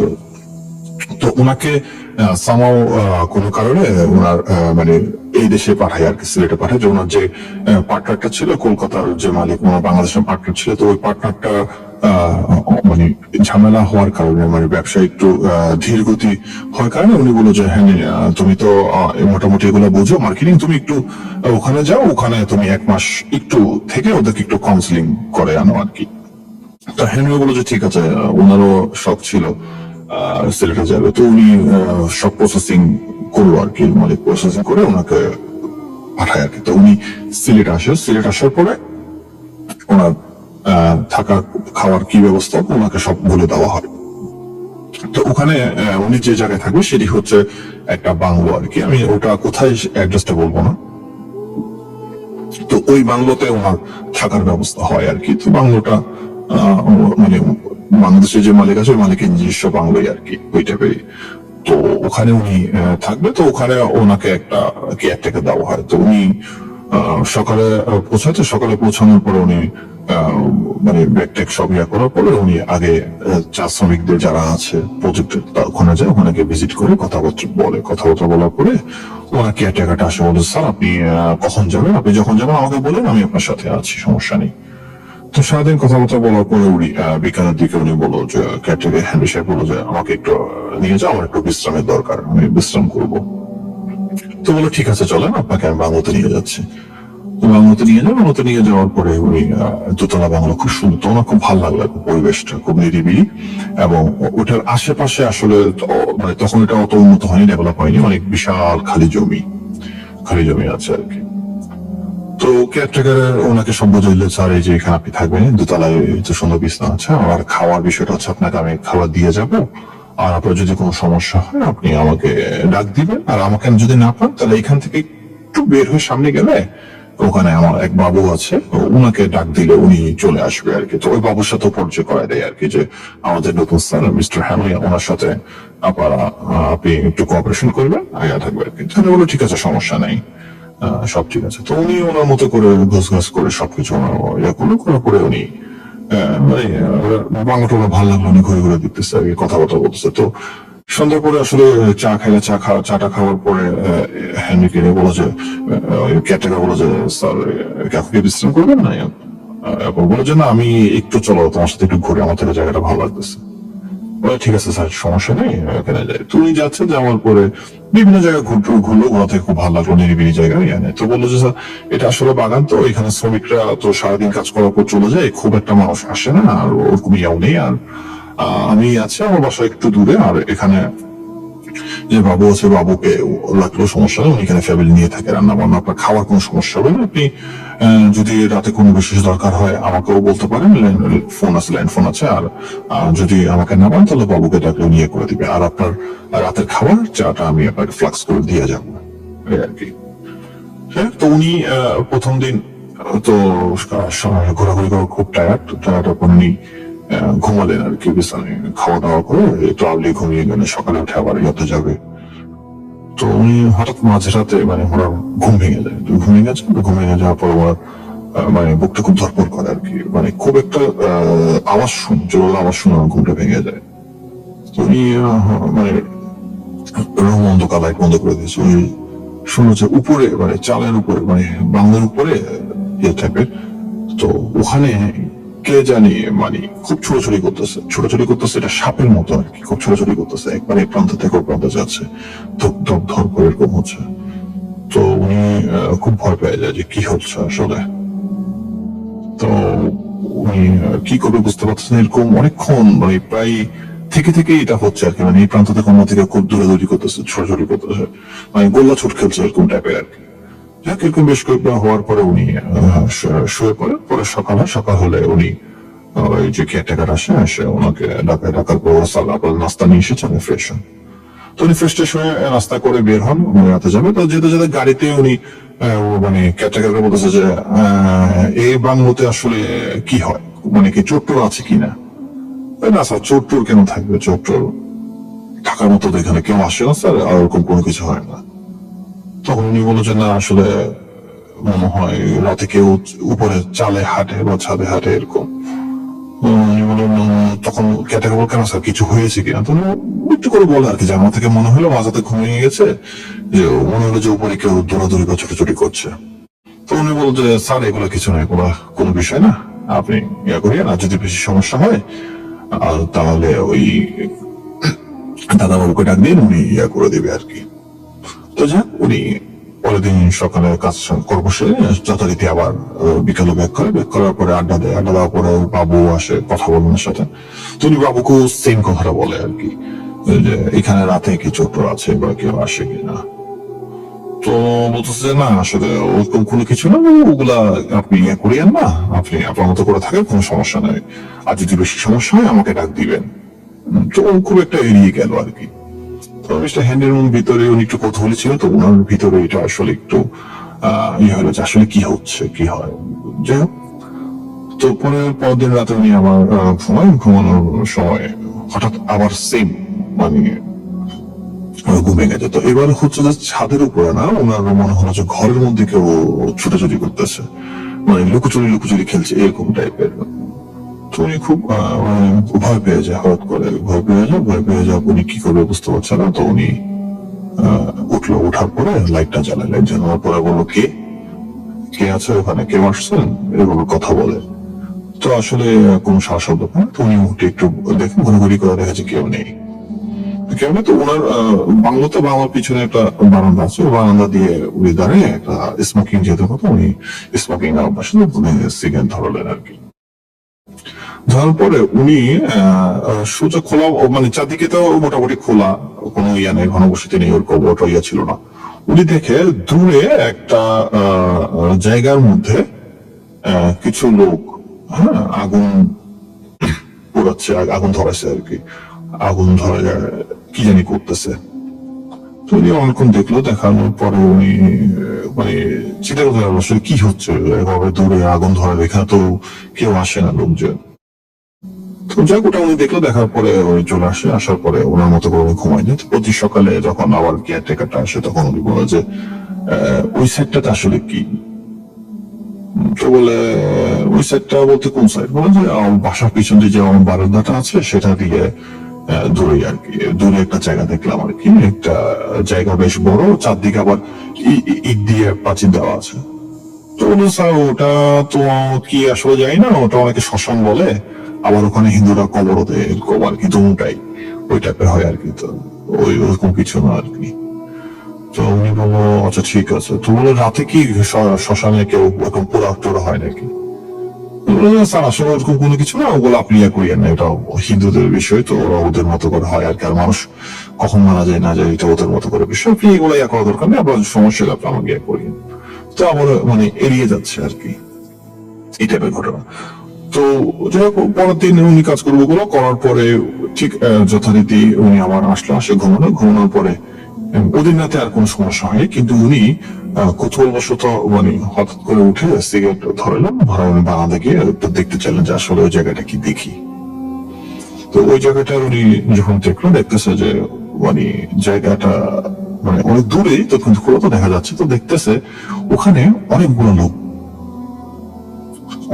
লোক ওখানে, ওরা মানে একটা পার্টি হচ্ছে এরকম টাইপের, মানে বিয়ে হলে যেরকম ওরকম অনেকগুলো লোক ওখানে বেশ ঘটা করে আয়োজন হচ্ছে, সবাই ইয়া করছে, রান্না বান্নার মতো ইয়া, হ্যাঁ, কিছু মানুষ আসতেছে, আবার কিছু মানুষ চলে যাচ্ছে, খাওয়া দাওয়া হচ্ছে, এরকম উনি দেখছে আর কি। তোমার থেকে মনে হইলো যে মানে কোন একটা বিয়ের অনুষ্ঠান হচ্ছে এরকম। তো উনি একবার দেখে আছে যে ওখানে অনেক ঘটা করে আয়োজন হচ্ছে, মানুষগুলো আসতেছে, হাসাহাসি করতেছে, মানে কিছু মানুষ চলে যাচ্ছে, আপ্যায়ন যেভাবে করে ওরকম করতেছে। যেমন করতে করতে ওখানে একটা সাদা পরে চারজন মুরব্বী আসছে।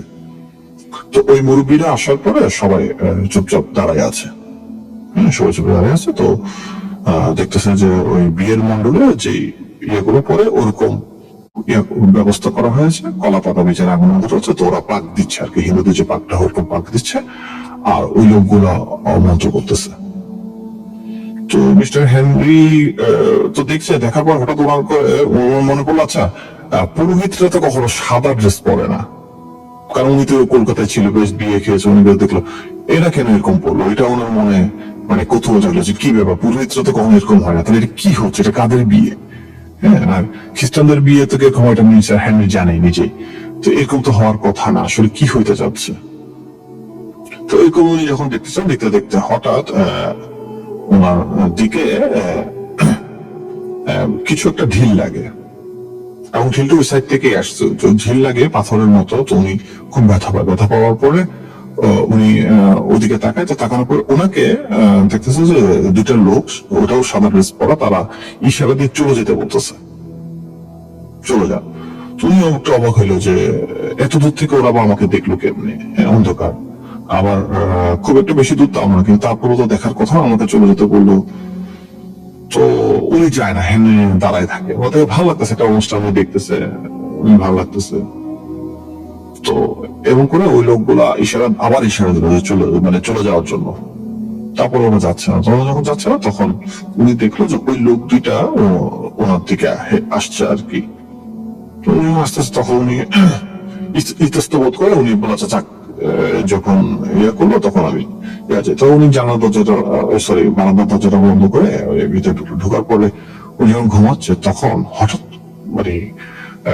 মানে ওর থেকে মনে হইলো যে কেউ একজন বারান্দার মধ্যে দাঁড়ায় আছে এবং দরজাটা খোলার চেষ্টা করতেছে, এবং ধূপ ধূপ ধূপ খুব জোরে আওয়াজ করতেছে, মানে দুটোর ভেঙে ফেলবে এরকম অবস্থা।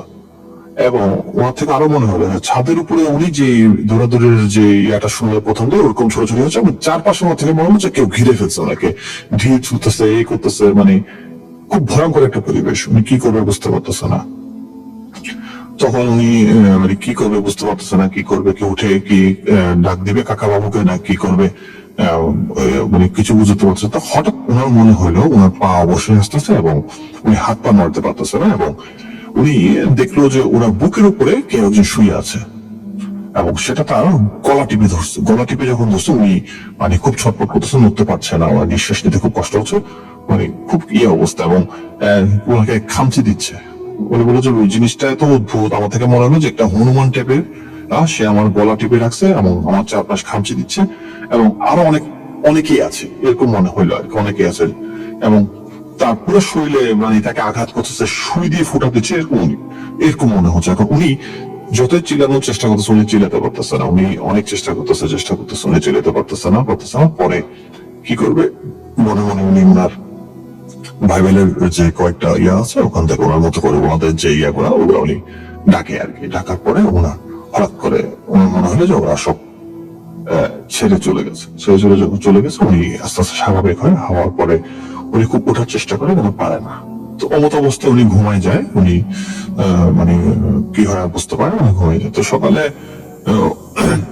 ওনার কেয়ারটেকার এসে ওনাকে ডাক দেয়, ডাক দেওয়ার পরে মানে উনি যখন ওঠার পর কেয়ার বলে, স্যার আপনার তো পুরো শরীর জ্বর, আপনাকে আমি এতক্ষণ ধরে নিচ থেকে ডাকতেছি, আপনি উঠছেন না। তো আমি উপরে উঠলাম, ওঠার পরে দেখলাম যে আপনার শরীরটা খুবই জ্বর, এবং কি হয়েছে আপনার, তো খুব কাঁপছে আর কি, শরীর কাঁপতেছে বলে আমার খুব খারাপ লাগতেছে, আমাকে দ্রুত একটা মেডিকেলে নিয়ে যাও। তো ওনাকে দ্রুত তখন ধরে মেডিকেল একটু দূরেই ছিল, মেডিকেলে নিয়ে যান। ওনাকে যখন ডাক্তার থেকে ইমার্জেন্সি রাখবো বলছে ওনাকে দ্রুত অ্যাডমিট করেন, ওনার তো প্রচুর জ্বর। তো যাই হোক, প্রচুর জ্বর, ওনাকে ট্রিটমেন্ট করার পরে মোটামুটি উনি ইয়াটা হয়, কিন্তু জ্বর ভালো হলো, ওনার শরীরের ভিতরে জ্বরটা রয়ে আছে, ওটা কোনোভাবে ভালো হচ্ছে না, আমার শরীর খুবই দুর্বল। তো হাসপাতালে উনি আছে, আসার পরে উনি মোটামুটি ডাক্তার যেতে অ্যাডমিট দিয়েছে, থাকতে হবে, তো ওই কেয়ারটেকারটাও আছে আর কি, আর তো কেউ নেই। তো মাঝরাতে মানে উনি যখন হাসপাতালে ঘুমিয়ে যায়, মাঝরাতে উনি হঠাৎ ঘুম ভাঙে। তো উনি যখন ঘুম ভাঙে দেখা যায় একজন ডাক্তার, ওটা খুব বয়স্ক করে একটা ডাক্তার, মানে খুবই বয়স্ক, দাড়ি অনেক লম্বা দাড়ি, খুবই বয়স্ক ডাক্তারটা আসে ওনাকে চেক করতেছে। তো উনি বললো ডাক্তার যাই স্বাভাবিক চেক করতে পারে। তো মাঝরাতে ওরা চেক করলো, তো ওনাকে চেক করতে করতে ডাক্তারটা মানে ওনার প্রেশারটা মনে হওয়ার পরে মানে ঠিক চলে যাওয়ার আগে ডাক্তারটা ওনার কানে এসে বললো যে তোমার চলে যাওয়াটা ঠিক ছিল, তোমার ওখানে থাকাটা উচিত হয়নি। এটা যখন বলেছে ডাক্তারটা, তখন উনি আরো ভয় পেয়েছে, কি ব্যাপারে, মানে উনি কেমন জানলো যে আমি মানে এই ঘটনা। তখন উনি খুব ভয় পেয়েছে, ভয় পাওয়ার পর উনি চিলাচিলি করে আর কি, চিলাচিলি যখন করে তখন নার্স আসা পরে বলো কি হয়েছে, তখন বলো যে এখানে একটা ডাক্তার আসলো, ওই ডাক্তারটা বলো কে আসলো, এখানে তো কেউ নেই, আমরা আছি এখানে, কোন ডাক্তার কই পেলেন আপনি। ওরা বুঝতে পারার পর ওনাকে ঘুমিয়ে নিঃস উনি ঘুমায় যায়। তো যাই হোক, এভাবে করতে করতে উনি মোটামুটি ডাক্তার রিলিজ দিয়ে কিছু ওষুধ দেয়, কিন্তু ওনার শরীরে যে দুর্বলতা বা ভয় যে ভাবটা সেটা থাকে, বুক ধরপড় করে, হঠাৎ করে উনি রাতে ঘুমাতে পারে না, মানে খুবই অসুস্থ লাগে আর উনি কি করবে বুঝতে পারছে না। তখন তো ওনার কেয়ারটাকে যে নিয়েছে তখন জিনিসটা বুঝতে পারছে। তো ওই বাবু যিনি ছিল বললো যে আসলে এইভাবে তো হবে না, ওনাকে এখন আমাদের যে পুরনো দরবেশ আছে ওই দরবেশের কাছে নিয়ে যাও, উনি কিছু একটা করতে পারবে। তুমি তখন কেটে বল হ্যাঁ এটা ঠিক আছে, এটা ঠিক কথা বলবেন। তখন ওনাকে বলে স্যার চলুন আপনাকে ওই দরবেশের কাছে নিয়ে যায়, ওনার ইয়ে করলে আপনি ভালো হয়ে যাবেন। তখন উনি যান, তো যাওয়ার পরে দরবেশের কাছে যায়। দরবেশ একটু মানে ওই চা বাগানের থেকে একটু ভিতরে থাকে, একটা গহীন জঙ্গলের ভিতরে, ওখানে একটা কুড়ের ঘর আছে, ওটার ভিতর থাকে। থাকার পরে ওখানে ওনাকে নিয়ে যায়। তো ওখানে ওনাকে নিয়ে যাওয়ার পরে ওখানে বলে আর কি। তো বলার পরে কেয়ারটেকার তো জানে না ঘটনা কি হয়েছে। উনি বলে যে আসলে এই বিষয়ে আমাদের এই বাংলাতে ছিল আমাদের স্যার মিস্টার হেনরি, তুমি তো অসুস্থ হয়ে গিয়েছে, ওষুধ খাচ্ছে, তো ডাক্তার রিলিজ দিয়েছে, কিন্তু আসলে উনি যেটা বলছে যে ওনার থেকে খুব খারাপ লাগছে, ওনার শরীর খুবই দুর্বল এবং ভিতরে জ্বর ভালো হচ্ছে না। তখন দরবেশ বলেছে ঠিক আছে সমস্যা নেই, তুমি বসো, আমি একটু তোমাকে ট্রিটমেন্ট করি। তো বসা করলো দরবেশ, তার মতো করে ধ্যানে বসার পরে মানে 5-10 মিনিট ধ্যান করার পর উনি জাগ্রত হয়ে পরে বললো যে হেনরি সাহেব আপনি আসলে উচিত হয় নাই বলতে ওরা যখন আপনাকে ইশারা করে চলে যাওয়ার জন্য আপনার উচিত ছিল ওখানে চলে যাওয়া আর কি। মানে ওরা এটা মাইন্ড করেছে আর কি, ওদের ইয়াতে আপনি এভাবে ইয়া করেছিলেন, এটা ওরা খুব মাইন্ডে নিয়েছে। এবং যিনি আপনাকে চলে যেতে বলেছিলেন তিনি ওখানকার খুব মুরব্বী এবং খুব রাগী, খুবই রাগী একচটা, মানে হয় না আমাদের আত্মীয় স্বজনের মধ্যে কিছু মুরব্বী থাকে খুব রাগী একচটা, উনি ওরকমই আর কি। তো আপনার আসলে উচিত হয়নি। তো যাই হোক, উনি আপনাকে সহজে ছাড়বে না, তবে আমি আপনাকে কিছু নিয়ম দিচ্ছি, আপনি এগুলো নিয়ম করে একটু খান, খেলে মোটামুটি আপনি 3 দিনে সুস্থ হয়ে যাবেন, আর একটু সাবধানে থাকবেন আর কি। তো যে পরে মিস্টার হ্যানরি ওনার কথা মতো ওই ট্রিটমেন্ট গুলো নেই, অনজীব ভেষজ ওষুধ গুলো খায়, খাওয়ার পরে উনি সুস্থ হয়ে যায়। তো সুস্থ হয়ে যাওয়ার পরে উনি চলে আসে আর কি। তো মাঝে মাঝেই নাকি বলে উনি স্বপ্নে ওই লোকটাকে দেখে আর কি, মিস্টার হ্যানরির ভাষ্য মতো বলে যে আমি প্রায় সবসময় না, মাঝে মাঝে স্বপ্নে দেখি ওরকম ওই যে ডাক্তারটা এসেছিল ওরকম ভাবে একটা মুরব্বী লোক আসে বলে যে কাজটা ঠিক করিসনি। তো এই ছিল আসলে মিস্টার হ্যানরির ঘটনা আর কি, রাসেল ভাই। আমার কিন্তু মিস্টার হ্যারির ঘটনাটা অনেক ভালো লেগেছে। আমার মনে হয় যে যারা শুনলেন তাদেরও ভালো লেগেছে। Thank you very much. And it's been a long story. Thank you so much. আপনারা আসলে যারা শুনলেন তারা তো সময় দিলেনি, আর যারা কষ্ট করে এই রাতের বেলায় এসছেন স্টুডিওতে এবং ঈদের আগে আগে এবং প্রচন্ড ব্যস্ততাকে সরিয়ে রেখে তাদেরকে আমি ধন্যবাদ জানাচ্ছি। ইসলাম ভাই, আপনাকে অসংখ্য ধন্যবাদ। আপনি এই সময় প্রচন্ড ব্যস্ত থাকেন এবং এখন মানে শুধুমাত্র কর্মক্ষেত্রের ব্যস্ততা তো না, ঈদের প্রস্তুতিরও বিশাল ব্যস্ততা। সেই ব্যস্ততার মধ্যে আপনি যে আসলেন সেজন্য আপনাকে অসংখ্য ধন্যবাদ জানাচ্ছি। আপনি যদি আমাদের লিসেনারদের উদ্দেশ্যে কিছু বলতে চান তাহলে ডেফিনেটলি সেটা আপনি বলতে পারেন। হ্যাঁ, দর্শকদের উদ্দেশ্যে বলবো আপনারা ঈদে সবাই বাড়ি যাবেন, তো সাবধানে থাকবেন, সাবধানে যাবেন। বিশেষ করে যে দুর্ঘটনা প্রায় আমরা শুনি, এরকম যেন কোনো ঘটনা না ঘটে। আর চলতি পথে যখন খুব ক্লান্ত হয়ে যাবেন বা জামা আটকা পড়বেন, তখন তো ভুট.কমই আছে, ভুট.কম শুনবেন, সেটা আপনাদেরকে অবশ্যই আলাদা এন্টারটেনমেন্ট দিবে। সবাই ভুট.কমের সাথে থাকবেন। আমাদের গল্পগুলো কেমন লাগছে সেটি কমেন্ট করে জানাবেন, তাহলে আমরা আর উৎসাহিত হব। আপনারা দর্শক রয়েছেন আমাদের প্রাণ। তো আপনাদের সবাইকে ঈদের শুভেচ্ছা, সবার ঈদটি খুব ভালো কাটুক, এটি আমার প্রত্যাশা। আর রাসেল ভাই, আপনাকেও ঈদের শুভেচ্ছা, আপনি ভালো থাকুন, ধন্যবাদ। ইসলাম ভাই, আমি আপনাকে শুধু থ্যাংক ইউ। আমি আপনাকে একটা জিনিস একটু বলতে চাই, সেটা হচ্ছে যে ঈদের সময় অনেকেই তাড়াহুড়ো করে এমন কিছু যানবাহন সিলেক্ট করেন, এমন কিছু মানে ট্রান্সপোর্ট ইউজ করেন যেগুলো আসলে খুবই প্রাণ ঝুঁকিতে থাকেই। তারপরেও এই যে এগুলো বাদ দিয়েও আরো নানান ধরনের অঘটন কিন্তু ঘটে। আপনি যেহেতু আপনার প্রফেশনাল জায়গা থেকে বলছি, আপনি সেই বিষয়ে একটু সাবধান করবেন কিনা, হাটে যাওয়া বা রাতের বেলায় মানে বিভিন্ন ধরনের অন্য প্রবলেমও হতে পারে, সেটা আপনি আপনার প্রফেশনাল জায়গা থেকে বলবেন কিনা। হ্যাঁ, এটা খুব সুন্দর একটা কথা বলছেন, খুবই সুন্দর একটি কথা বলছেন আসলে, আপনাকে ধন্যবাদ। আসলে হ্যাঁ, যেহেতু কুরবানির ঈদ, সেক্ষেত্রে রাতে যেহেতু হাট বাজারে যেতে হয়, সেক্ষেত্রে অবশ্যই সাবধানে থাকবেন। কারণ টাকা পয়সা নিয়ে আপনারা বাজারে যান, সেক্ষেত্রে কিন্তু ছিনতাইকারী বা যারা আছে তারা কিন্তু উৎপেতে থাকে এবং বিভিন্ন ধরনের আমরা দেখতে পেয়েছি মলম পাটি কিংবা শয়তানের নিঃশ্বাস যে বিষয়টা, এটাও কিন্তু খুব আছে, সচল হচ্ছে। এটা কিন্তু আবার সচল হচ্ছে, যেহেতু কুরবানি ঈদ আসলে কিন্তু আমরা ধরনের ঘটনা দেখি। আচ্ছা, এটা কি বলুন তো, এটা সম্পর্কে হচ্ছে অনেকে হয়তো জানেন না, এটা যদি বলতেন সবাইকে। শয়তানের হ্যাঁ, এটা শয়তানের নিঃশ্বাসটা হচ্ছে, এটা যারা চক্র আছে তারা খুব কৌশলে যখন দেখবেন যে আপনি যাচ্ছেন, তখন আপনাকে ডাক দিয়ে একটা কাগজ, সম্ভবত একটা কাগজ দেবে, একটা টিস্যু পেপার দিয়ে বলো যে ভাই এই ড্রেসটা চিনেন কিনা। তো আপনি যখন ওটা দেখতে যাবেন, তখন ওখানে একটা মেডিসিন থাকে, ওটা ওরা হাত দিয়ে টুকা দেয়, বা আপনি যখন নিঃশ্বাস নেন তখন নিঃশ্বাসের সাথে ওটা আপনার নাকে চলে গেলে তখন আপনার মস্তিষ্কটা আসলে ইয়ে হয়ে যায়, মানে হ্যালুসিনেট হয় আর কি, মানে সে বুঝে উঠতে পারে না। তখন ওই লোকটা যেভাবে আপনাকে কাউন্সিলিং করে সেভাবেই আপনি শুনতে থাকেন। যেমন উনি যদি, আমরা ওখানে দেখেছি যে একজন মহিলা, এটা হয়েছিল চট্টগ্রামে, আমি নিউজে ইয়ে করেছিলাম, যে মহিলাটা বুঝতে পারেনি, মহিলাটাকে বলছে যে আপনার ব্যাগটা দিয়ে দেন। মহিলাটা ব্যাগটা দিয়ে দিল। হ্যাঁ, তারপর বললো যে আপনি সুন্দর করে বাসায় চলে যান। তো বললো যে ভাই আমি বাসায় চলে যাচ্ছি। ওরা আবার বললো যে এই রিক্সাটা নিয়ে যান, এই রিক্সা করে ওনাকে বাসায় নামাই দেন। তো এই ধরনের ঘটনাগুলো বেশি ঘটে।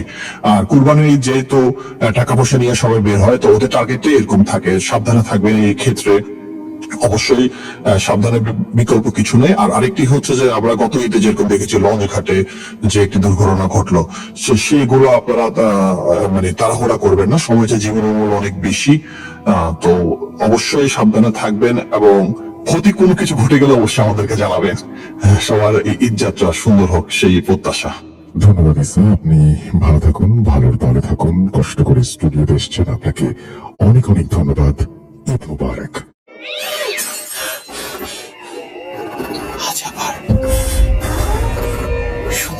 শব্দটা?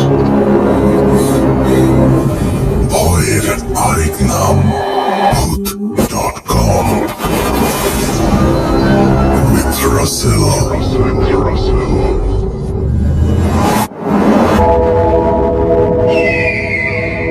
Welcome back. ঈদ মুবারক, ঈদ মুবারক, ঈদ মুবারক। আপনাদের সবাইকে পবিত্র ঈদ উল আজহার শুভেচ্ছা। আশা করছি আপনারা সবাই ভালো আছেন, ভালোর দলে আছেন। একেবারে ঈদের আগ মুহূর্তে একটা স্টুডিও সেশন নিয়ে হাজির হয়ে গেলাম আপনাদের সামনে। আমি জানি খুব ব্যস্ত সময় কাটছে আপনাদের। কেউ হয়তো আপনজনের উদ্দেশ্যে অলরেডি রওনা দিয়েছেন, কেউ হয়তো পৌঁছে গেছেন, কেউ হয়তো এবার যেতে পারেননি। কারো মন খুব ভালো, কারো মন খুব খারাপ।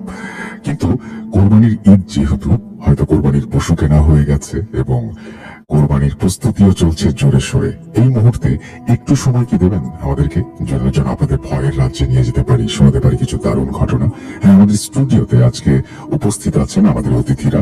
আমি সরাসরি চলে যাচ্ছি আমাদের পরবর্তী অতিথির কাছে। আপনি প্লিজ যদি একটু আপনার পরিচয় দেন, তারপরে আপনার ঘটনা শুরু করেন। আমি ওমর ফারুক আশরাফি। আমি সাতারকুল থেকে এসেছি এবং আমার কাছে বেশ কিছু ঘটনা আছে এবং আপনার সাথে কথা বলার সুযোগ পেয়ে অনেক আনন্দিত। Okay, so thank you so much. Satarkul শুনতে আমার মনে পড়লো, এবার কি হাট, মানে আমার সাঁতারকুলে সব সাধারণত দেখা যায় যে হাটের একটা বেশ চাপ থাকে এবং এই হাটটা কিন্তু বেশ জমজমাট হাট হয়, তাই না? ঈদের সময় একটা জমজমাট হাট বসে। তো সেই ব্যাপারে এবারের কি অবস্থা? আপনি কি সাঁতারকুল হাট দেখেছেন কখনো? হ্যাঁ, দেখেছি, বেশ কয়েকবার যাওয়া হয়েছে, কিন্তু এবার একটু কাজের চাপ বেশি, তো তাই যাওয়া হয়নি আর কি। ওকে, আমরা ঘটনায় চলে যাই তাহলে। আমরা কথা না বাড়িয়ে সরাসরি আমরা চলে যাই আপনার ঘটনায়। এই ঘটনাটা কোথাকার, কিভাবে পেয়েছেন, কিভাবে সংগ্রহ করেছেন, যদি একটু মানে ব্যাকগ্রাউন্ডটা বলতেন। এই ঘটনাটি আমার সাথে ঘটে এবং এটি বেশ কয়েক বছর আগে, করোনার আগের ঘটনা আর কি। তো এটি ব্রাহ্মণবাড়িয়ার থেকে শুরু আর কি ঘটনাটি। ওকে, তাহলে চলুন শুরু করা যাক। আমি ভূত প্রেত নিয়ে মানে গবেষণা করতে বা চিন্তা করতে অনেক ভালো লাগে আমার। তো সেই সুবাদে আমি গ্রামে গিয়ে গেলেই মানে ভয়ঙ্কর রিসোর্ট গুলো ঘোরার আমার অনেক শখ। মনে করেন যে কবরস্থান, পুরনো বাড়ি বা এরকম শ্মশান ঘাট, এইসব জায়গায় মানে কয়েকজন মিলে আমরা একটা টিম বানিয়েছিলাম। তো এখানে আমরা যাই, গিয়ে আর কি দেখি যে ভয়ঙ্কর কি আছে।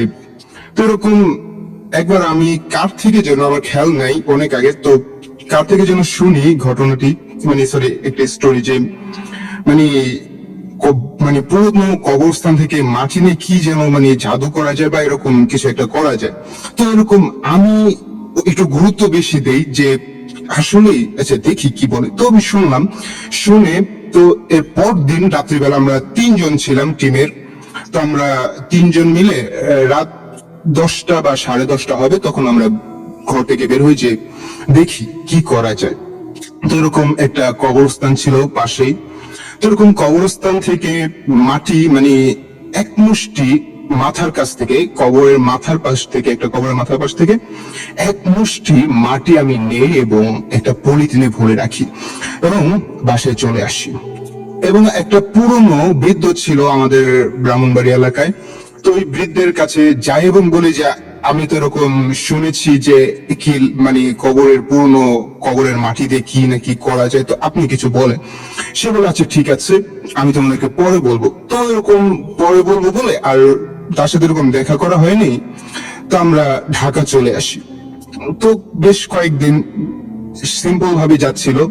তো একদিন রাত্রিবেলা আমি স্বপ্ন দেখি যে আমি একটা কবরস্থানে আছি এবং সেই কবর থেকে আমি মাটি তুলতে যাবো, এমন সময় মানে কালো একটা ছায়া মূর্তি, মানে এরকম যে বিরাট লম্বা একটা ছায়া মূর্তি, বডি দেখা যায় না, জাস্ট ছায়াটা দেখা যাচ্ছে। তো এরকম আমাকে তাড়া করছে। তো এই স্বপ্নটা আমি বেশ কয়েকদিন দেখি। বেশ কয়েকদিন দেখার পর আমি বলি যে একই স্বপ্ন, জাস্ট একই স্বপ্ন আমি বারবার কেন দেখতেছি, বারবার একই স্বপ্ন দেখার কারণটা কি? তা আমি বললাম যে এটা সম্ভবত স্বাভাবিক হতে পারে বা অস্বাভাবিক হতে পারে।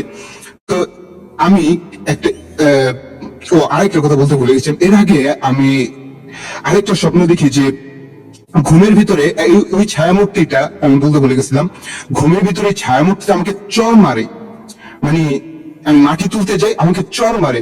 তো আমি সকালবেলা ঘুম থেকে উঠে দেখি আমার গালে 5টা আঙ্গুলের দাগ বসে আছে।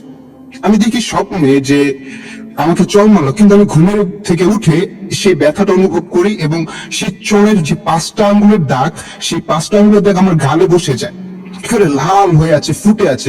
আম্মু দৌড়ে এসে বলে, কিরে তোর গালে চড় মারলো কে? একেবারে 5 আঙ্গুলের দাগ বসে আছে। আমি বললাম কি হলো, আমার তো একটু ব্যথা ব্যথা করছে, জ্বলছে। পরে আমি ওয়াশরুমের যে আয়না আছে, আয়না দিয়ে দেখি আসলেই তো আমার গালের মধ্যে 5টা আঙ্গুলের দাগ বসে আছে। আমি তখন ভয় পেয়ে যাই। তো জোহর বা আসর হবে, তো আমি এরকম আমার এলাকার মসজিদের ইমাম সাহেব, বিজ্ঞ ইমাম সাহেব ছিলেন, তিনি কালো হুজুর নামে পরিচিত, সবাই তার থেকে তকবির নেয়। তিনি নাকি, তার নাকি একটা পোষা জিন আছে আর কি, বলে যে লোকে বলে আর কি, লোকের মুখে শুনেছি যে তার নাকি পোষা একটা জিন আছে। তো আমি একদম সময় করে তো কালো হুজুরের বাসায় যাই। যাওয়ার পরে আমি কালো হুজুরকে সালাম দেই এবং সে উত্তর নেই এবং বসতে বলে। তো আমি বসি, বসার পর সে আমাকে জিজ্ঞেস করে কি হয়েছে। তা আমি বললাম যে এরকম এরকম ঘটনা। কালো হুজুর বলে, হ্যাঁ বুঝতে পেরেছি, তুই এরকম জায়গা থেকে মাটি তুলে এনেছিস না? আমি বললাম হ্যাঁ। তো বলে ওইখানে কিছু সমস্যা আছে, আর ওইখানে নাকি জিনের মানে কে আস্তানা বলে বা এরকম। তো বলে যে ওরা তোকে ক্ষতি করবে, তুই তো এখন স্বপ্ন দেখেছিস, ভালো হয়েছে আমার কাছে এসেছিস। তো এরকম যে তোকে ফিজিক্যালি ভয় দেখাতে পারতো। তো আমি বললাম যে হুজুর এখন কি করবো, আমি ভয় পেয়ে গেছি তখন যে কি হলো, আমার কি মেরে টেরে ফেলে নাকি। তো আমি হুজুরকে বললাম, হুজুর হুজুর হুজুর কিছু একটা সমাধান দেন। তো আমাকে বললো যে মাটিটা কি আছে কবরের? আমি বললাম যে হ্যাঁ আছে আমার ব্যাগে। আমি মানে তখনই দৌড়ে বাসায় যাই এবং ব্যাগ থেকে মাটি এনে হুজুরকে দিই। হুজুর বলে যে ঠিক আছে যা, আর একটা পরা পানি দেয়, বলে এটা মানে খাবি এবং শরীরে ছিটাবি। তো এরকম পরা পানি খাই এবং শরীরে ছিটাই। তারপরে আল্লাহ রহমতে আর কিছু হয় নাই। তো এই ছিল আমার ফার্স্ট স্টোরি। ওকে, ধন্যবাদ আপনাকে, অনেক ধন্যবাদ আপনার প্রথম ঘটনার জন্য। আপনার কি আরো কোনো ঘটনা আছে? আর একটু বড় ঘটনা বললে মনে হয়। জি জি, তাহলে আমরা সেকেন্ড ঘটনায় যাই, যেটা একটু বড় এর চাইতে। সেই ঘটনাটা বললে আমার মনে হয় যে আমাদের সবার শুনতে একটু বেশি ভালো লাগবে। এখন যে ঘটনাটি বলবো, এটি আমার আম্মুর সাথে ঘটে যায় একটি ঘটনা। তো আমার আম্মু তখন 1998-99 এরকম হবে, আমার আসলে খেয়াল নেই, এরকমই হবে 1998-99 সালের মতো। তো আমার আম্মু নতুন বিয়ে হয় তখন। বিয়ের পরে আম্মু আর আব্বু মিলে নানুর সাথে একটু ঝামেলা হয়, তো নানুর বাসায় থাকতো। তো একটু ঝামেলার কারণে বাড়ি ছেড়ে মানে আরেকটা টিন সেট বাড়িতে উঠে। তো ওইখানে মানে নবীনবাগে আর কি। তো নবীনবাগে যারা আছেন তারা অবশ্য চিনেন, বুড়ির বাড়ি আর কি, আগের যারা আছেন চিনতে পারেন যে বুড়ির বাড়ি নামের একটা বাড়ি আছে। তো সেখানে আমার আম্মু রুম ভাড়া নেয় এবং সেখানে বেশ কয়েকদিন থাকে। তো ওই বাড়িটা নাকি কিছু সমস্যা আছে বা ওই এলাকায় নাকি কিছু সমস্যা আছে, তো এটা আমার আম্মু জানতো না আবার। তো এরকম একদিন আম্মু আবার একটা জব করতো। তো আম্মুর জব তাড়াতাড়ি শেষ হয়ে যাওয়ার কারণে আম্মু বাসায় চলে আসে এবং আম্মুর একটা ফ্রেন্ড ছিল সাথে। তো এরকম রাত্র প্রায় গভীর হবে। তো এরকম সময় আমার আম্মু শুনতে পায় যে লাঠিতে ভর করে টক টক করে কে যেন এক পাশ থেকে মানে ইয়ার বাড়ির এক পাশ থেকে অপর পাশে চলে গেছে, আবার অপর পাশ থেকে এরকম পায়চারি করছে। আম্মু একটু ভয় পেয়ে যে এত গভীর রাতে কে এরকম পায়চারি করে।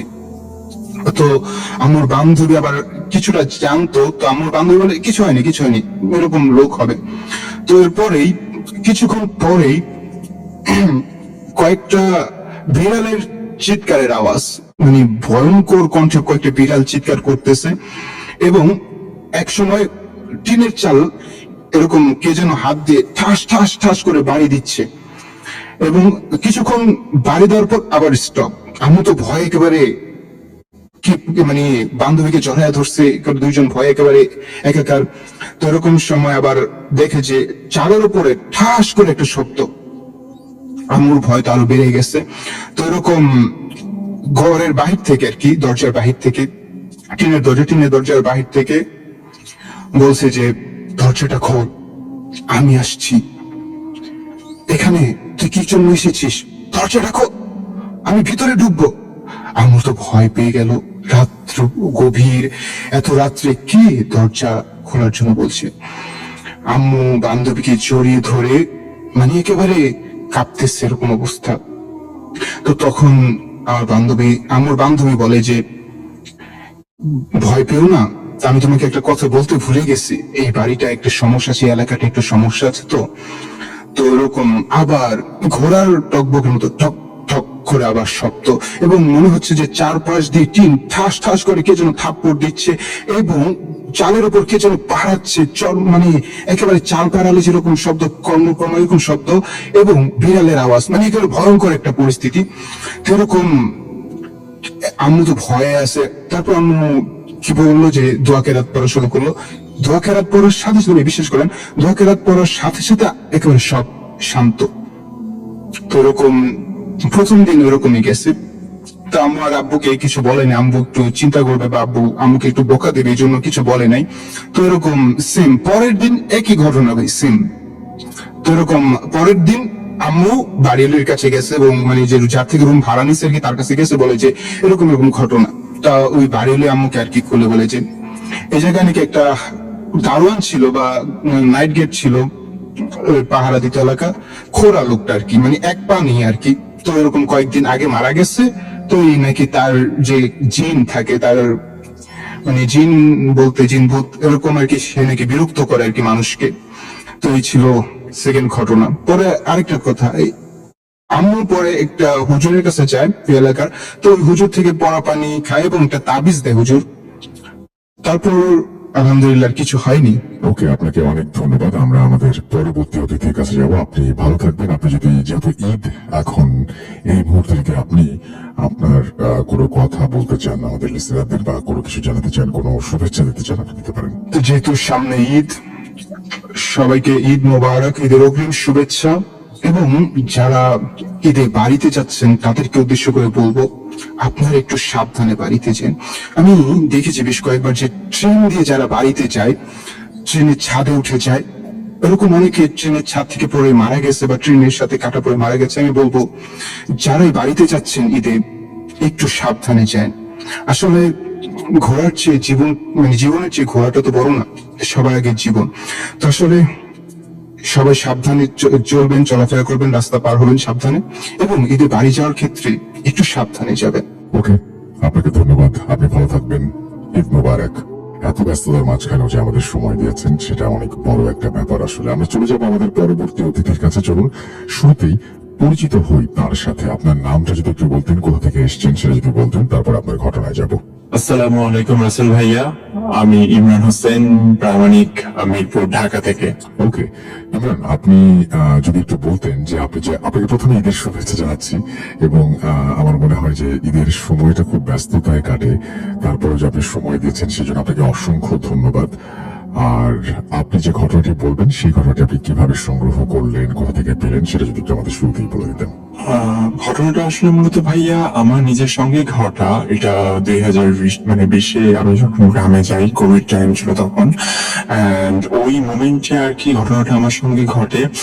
আর আসলে ব্যাপারটা অনেকটাই অদ্ভুত যে মানুষের জীবনে এমন কিছু করতে পারে, এটা আমার সঙ্গে মানে যে না ঘটতো আমি কখনোই বিলিভ করতে পারতাম না। ওকে, সো আমরা কথা না বাড়িয়ে চলুন সরাসরি ঘটনায় চলে যাই। সো লিসেনার্স, আসলে আমার যখন আমাদের বলতে গেলে গ্রামে যাওয়া হয়, কোভিড টাইমে আমি এবং আমার ফুল ফ্যামিলি আমরা গ্রামে যাই। এন্ড ওই সময় গ্রামে যেহেতু আমার যাওয়া হয়, সো ওইখানে নতুন তেমন আমার কোনো ফ্রেন্ড ছিল না। সো আমার ওইখানে আশপাশের কিছু ফ্রেন্ড আমি তৈরি করে ফেলি, ওদেরকে বলি যে আমার আসলে ঘুরতে খুব ভালো লাগে, আমার এখানে একটু সময় কাটে, তেমন চেনার কোনো মানুষ নেই। তো বলে ঠিক আছে, তাহলে একদিন ঘুরতে যাওয়া যেতে পারে। তো ওইখানে আমার দুটা ক্লোজ ছোট ভাই, একজনের নাম হচ্ছে কাঞ্চন এবং আরেকজনের নাম হচ্ছে আতিক।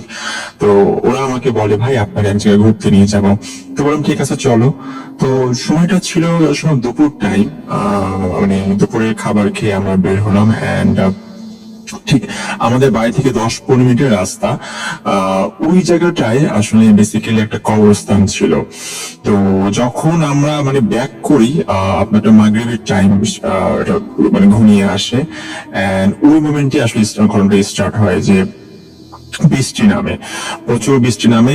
এন্ড আমরা মানে ও আমাকে বলে যে ভাই আপনি যেহেতু কাদায় হাঁটতে পারেন না, সো আমরা একটা সাইডে দাঁড়াই, মানে রাস্তাটা মাটির ছিল, সো অত ভালো ছিল না রোডটা।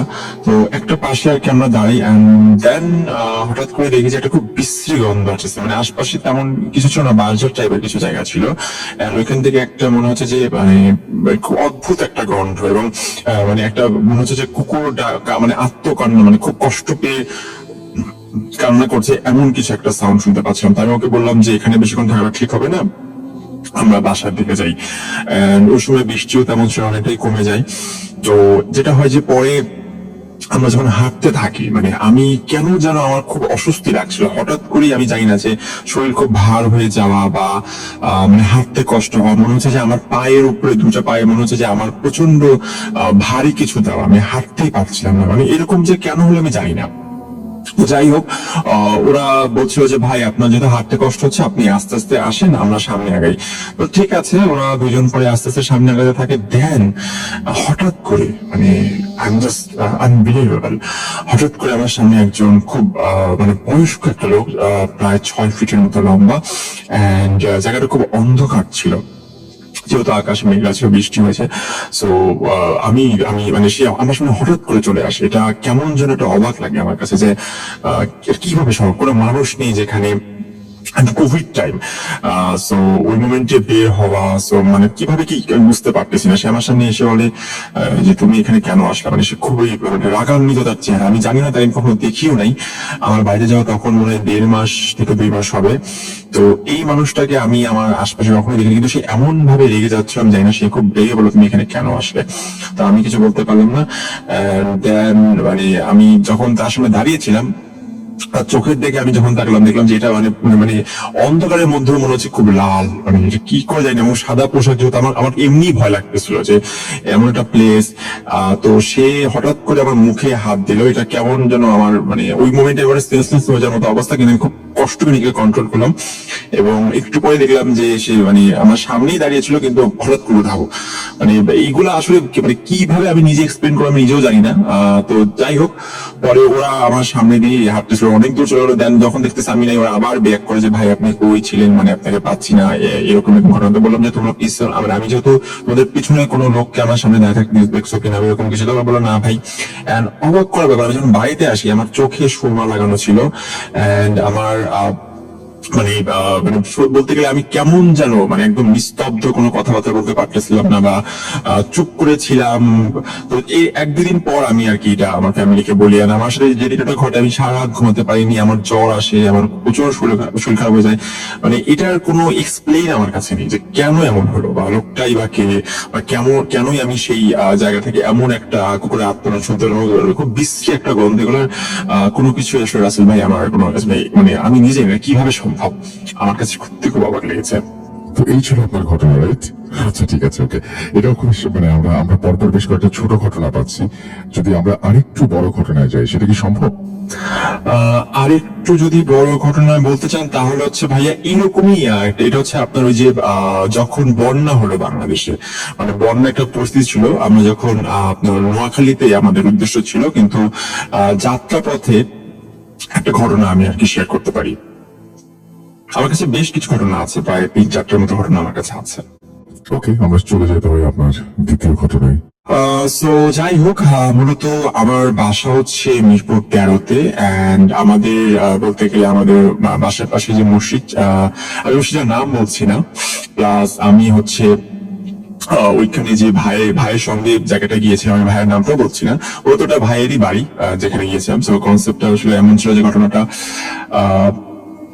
আমাদের বন্যার সময় আমাদের মানে ওই ভাইয়াটা তাবলিগের কাজে খুব সংযুক্ত ছিল, এবং খুব দিনদার মানুষ, আমাদেরকে খুব ছোট ভাইয়ের মতো ভালোবাসতো। তো আমাদের মধ্যে কিছু যুবক ছেলে সে বললো যে যেহেতু দেশের অবস্থা, তো আমরা একটু যদি পারি আমার গ্রামে তোমরা যাবে কিনা, যে আমরা হচ্ছে এরকম মানুষদেরকে একটু হেল্প করি। তো বললাম ঠিক আছে ভাই।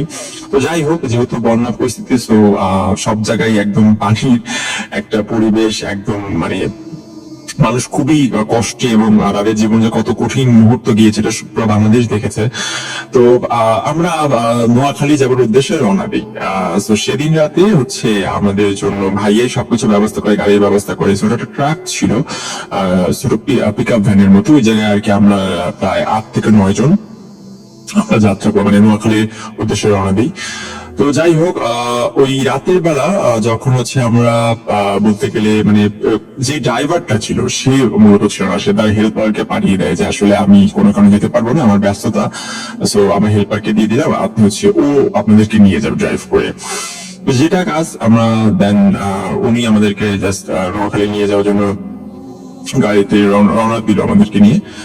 তো আমরা যখন ঢাকায় থাকি তখন তেমন কোনো ঢাকা দিয়ে যখন যাচ্ছিলাম কোনো সমস্যা হচ্ছিল না, বাট যখনই কুমিল্লা গেলাম মানে প্রচন্ড পরিমাণ বৃষ্টি, মানে আসলে একদম মুষলধারে বৃষ্টি শুরু হলো। আমাদের যেই খাবারপত্র বা যে পোশাক ছিল আমরা যা নিয়েছিলাম সবকিছু ভিজে যায়। তো যেহেতু যে হেল্পার সে তেমন দক্ষ ছিল না, তো সে বললো যে আমি আসলে গাড়ি চালাতে পারছি না, একটা স্পেসে আমরা দাঁড়াই। তো ঠিক আছে, আমরা কুমিল্লাটা প্লেসে দাঁড়াই। দেন অনেকক্ষণ মানে প্রায় 1-1.5 ঘন্টা বৃষ্টি হয় এবং তখন প্রায় রাত 1:30 থেকে 2টা এরকম একটা সময়। মানে আমরা ফোন বের করতে পারছিলাম না, মানে আমরা আন্দাজে মনে করছিলাম যে না 1:30 থেকে 2টার বেশি হবে না, বিকজ আমরা বের হয়েছি হচ্ছে 9টার দিকে বের হয়েছি এমন একটা সময়। তখন এমনি আকাশ স্বাভাবিকই ছিল, কিন্তু যখন ওই রাস্তা দিয়ে গেলাম দেখলাম যে ওয়েদারটাও চেঞ্জ এন্ড প্রচন্ড বৃষ্টি। তো দেন ওইখানে বৃষ্টি একটু কমার পর আমরা আবার রওনা দিলাম। আর রওনা দেওয়ার পরেই হঠাৎ করে আমাদের গাড়ির টায়ারটা পাংচার হয়ে যায়। এন্ড ওই সময় আমরা মানে একদম মানে বিচলিত যে কি করব এই মোমেন্টে। আসলে কিছু তো করার নেই, মানে কার কাছে হেল্প চাইবো, বা সবাই সবার মতো গাড়ি নিয়ে চলে যাচ্ছে, কেউ হেল্প করতে যাচ্ছে না, আমরা খুব মানে ভয় পেয়ে যাই। তো ওই সময় আমরা যখন গাড়ি থেকে নামি আমরা ভাবছিলাম যে কোনো একটা মানুষের হেল্প চাওয়ার জন্য আমরা একটু আশপাশে কোথাও যাই, রোডে হয়তো তাদেরকে খুঁজি যে কোনো মানুষ পাওয়া যায় কিনা। তখন প্রায় রাত বেশ ভালোই গভীর, তো বৃষ্টি হচ্ছে, গুড়ি গুড়ি একটা বৃষ্টি। তো হঠাৎ করে আমার সঙ্গে একজন ভাই ছিল, বলে ইমরান তুমি আর আমি হচ্ছে এই পথে যাই, এখানে কোনো মানুষ পাই কিনা। তো ভাইয়ার সঙ্গে আমি যখন মানে আমি রোডে হাঁটছিলাম, তো ভাইয়া বললো যে ইমরান আমার একটু মানে একটু কিছু তার প্রয়োজন বা কিছু একটা কোনো কাজে সেটা দাঁড়ানো। তাই বললাম ভাই আমি খুঁজে, আপনি দাঁড়ান। তো আমি যখন হাঁটছিলাম হঠাৎ করে দেখলাম একটা ছেলে আসছে, মানে আমার সমবয়সী একটা ছেলে, হঠাৎ করে সে আমার হাত ধরে ফেললো, ধরে বললো যে আপনি কি ঢাকা থেকে এসেছেন। তা আমি আসলে স্পিচলেস যে সে কিভাবে জানবে বা কেমনে কিভাবে, এটা কোনো আমার কাছে কোনো উত্তরই নেই, সে কিভাবে জানবে এটা। তাই বললাম যে ভাইয়া এরকম তো আমরা কোনো মানুষ খুঁজে পাচ্ছি না, সো আসলে কি করব, আপনার হেল্প দরকার, যদি কোনো আপনি আমাকে মানে অ্যাড্রেস দিতেন বা আপনার বাসায় অ্যাড্রেসটা দিতেন। সে ডাইরেক্টলি আমার হাতটা ধরে সে হাঁটা শুরু করছে, আমি জানিও না সে কে বা কই নিয়ে যাচ্ছে, কিচ্ছু আমার মানে জানা নাই। তো যাই হোক, পরে সে হাঁটতে হাঁটতে হঠাৎ করে দেখলাম যে এটা একটা হচ্ছে আপনার মানে একটা খুব অদ্ভুত বাড়ি, মানে পুরোনো একটা বাড়ির সামনে আসলো। আসার পরে বললো যে আপনি হচ্ছে এখানে দাঁড়ান, দেখবেন একটু পরে কিছু মানুষজন এখান থেকে হয়তো আসবে, আপনাদের হেল্প করবে এরকম কিছু। তো সে এটা বলে চলে গেল। তো পরে যাই হোক কিছু মানুষ সত্যি আসছিল, আমাদেরকে হেল্প করছে। এন্ড আমরা তাদেরকে বললাম যে আমরা এরকম ঢাকা থেকে এসেছি এবং আপনাদেরকে হেল্প করার জন্য আসছি, আমরা নোয়াখালী যাচ্ছি। তো এই ব্যাপার। তো অবাক করা যে ব্যাপারটা হচ্ছে যে আমি ওনাকে বললাম, ওনারা আমাকে বলতেছিল যে তুমি এই লোকেশনে কিভাবে আসলা, এটা তো একটা খুবই পুরনো শ্মশান বাড়ি টাইপের জায়গা, বা এরকম তুমি কিভাবে আসলে। আমি বললাম যে আসলে একটা ছেলে আমার হাত ধরে নিয়ে আসছে, বলে যে এরকম তো সে এরকম অনেকেই নাকি এখানে এসে ভাবে মানে তারা তাদেরকে খুঁজে পাওয়া যায় না, বা এরকম অনেকের সঙ্গে ঘুরছে তাদেরকে নাকি আর পাওয়া যায় নাই। তো যাই হোক, আলহামদুলিল্লাহ আল্লাহ তাআলা পরে আমি সুস্থভাবে বেঁচে আসছি। কিন্তু তারা বললো যে তুমি মানে তোমার সৌভাগ্য যে তুমি সুস্থভাবে আসতে পারছো। এরকম যারাই আসছে রাতের বেলা এই প্লেসটায় তারা জীবিত আসলে ফিরে যেতে পায়নি, এবার তাদের সঙ্গে অনেক ভয়ানক কিছু ঘটছে। তো এই ছিল আর কি ভাই ঘটনা। অলরাইট, আমরা আরেকটা ঘটনা শুনলাম। আমরা এরপরে আপনি যেহেতু বলেন যে অনেকগুলো ঘটনা আছে, আমরা সবগুলো ঘটনা নিশ্চয়ই শুনবো না, কিন্তু আপনার যতগুলো ঘটনা আছে সেই ঘটনার মধ্যে সবচেয়ে ইন্টারেস্টিং বা সবচেয়ে ভয়ঙ্কর যেটা আপনার মনে হয় বা সবচেয়ে রহস্যজনক মনে হয়, সেই ঘটনাটা আমরা শুনে ফেলি। আসসালামু আলাইকুম লিসেনার্স, আমি ইমরান হোসেন মিরপুর ঢাকা থেকে ব্যাক করলাম। এন্ড আজকে যে ঘটনাটা শেয়ার করবো সেটা আমার সঙ্গে হয়েছে একটা ঘটনা। সো যে ঘটনাটা ঘটে এটা ঠিক 2020 সালে কোভিড টাইমে। তো আমি, আমার বাবা এবং আমার মা সেই সময় আসলে যেহেতু প্যান্ডেমিকটা ছিল, তো স্বাভাবিকভাবে এই বাংলাদেশের অবস্থাটা খুবই একটা ভয়ঙ্কর অবস্থায় চলে যায়, অ্যান্ড আর্থিক ভাবেও আসলে আমাদের অবস্থাটা ওরকম ছিল না যে আমরা ঢাকায় থাকবো। সো প্ল্যান হয় যে আমরা আমাদের দাদির বাড়ি কুষ্টিয়া, সেখানে আমরা চলে যাব।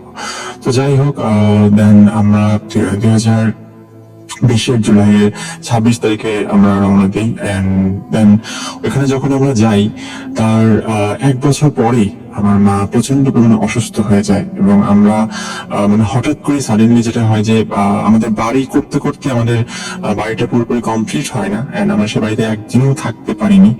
আমাদের খুব অদ্ভুত লাগে যে আসলে এত স্বপ্ন, এত ইচ্ছা নিয়ে গ্রামে যাওয়া, সেখানে থাকা, কিন্তু হঠাৎ করে মায়ের অসুস্থতা বা কেন বাড়িটা আর করতে পারছিলাম না, এটা নিয়ে একটা চিন্তার মধ্যে আমরা পড়ে যাই।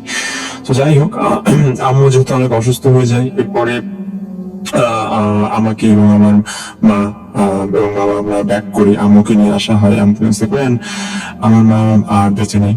তো যাই হোক, আমি ঘটনাতে এখন চলে যাই।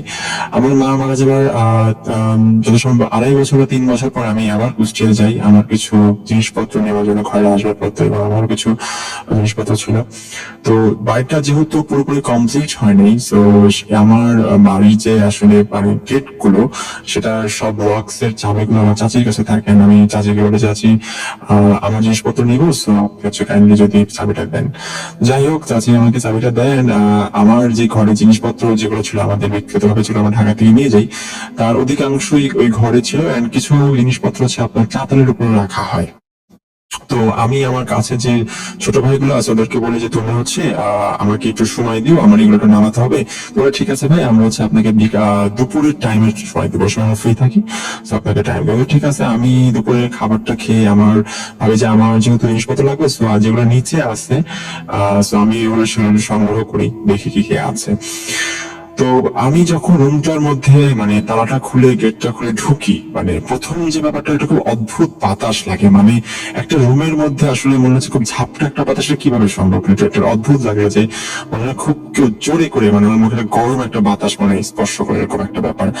আমি মানে কেমন যেন, মানে যখন আমি রুমটার মধ্যে এন্টার করি আমার অসুস্থ লাগতেছিল, মানে কেন যেন সুস্থ স্বাভাবিক মানুষ এটা কেন হলো জানি, এবং তাও মানে ভর দুপুরই বলা যেতে পারে ওই সময়টা, আড়াইটা থেকে 3টা ওই সময়টা। তো আমি রুমের মধ্যে যখন গেলাম দেখতে, মানে আমি মানে আমার খুব মাথা ভার হয়ে আসছে, মানে শরীরটা প্রচন্ড মনে হচ্ছে যে নিস্তেজ হয়ে যাবো, বা কেন এমন হচ্ছিল আমি বুঝতে পারছিলাম না। তো ওই সময়ই মানে আমাদের যে রুমের যে পাশের বাথরুম, ওখান থেকে মনে হচ্ছে কেউ নক করতেছে, মানে বাথরুমের ভেতর থেকে সামান কেউ নক করতেছে, গেট নেই, বাট মনে হচ্ছে যে পাশে ওয়ালে কেউ কিছু মানে বল দিয়ে বাড়ি দিলে যেরকম সাউন্ড হয়, ওরকম সাউন্ড পাচ্ছি। তো যেহেতু বাড়িটা পুরোপুরি কমপ্লিট হয়নি, তো বোঝাই যাচ্ছিল যে আসলে এখানে তো কেউ থাকার কোনো মানে পসিবল নেই, এবং আমরাও গেট লক করে রেখেছি, ওখানে কোনো ভাড়াও দিইনি আমার বাড়িতে তখন, এবং জায়গাটা খুব শুনশান। কোভিড টাইম ছিল তখন ওরকম মানুষ বেরো হতো না।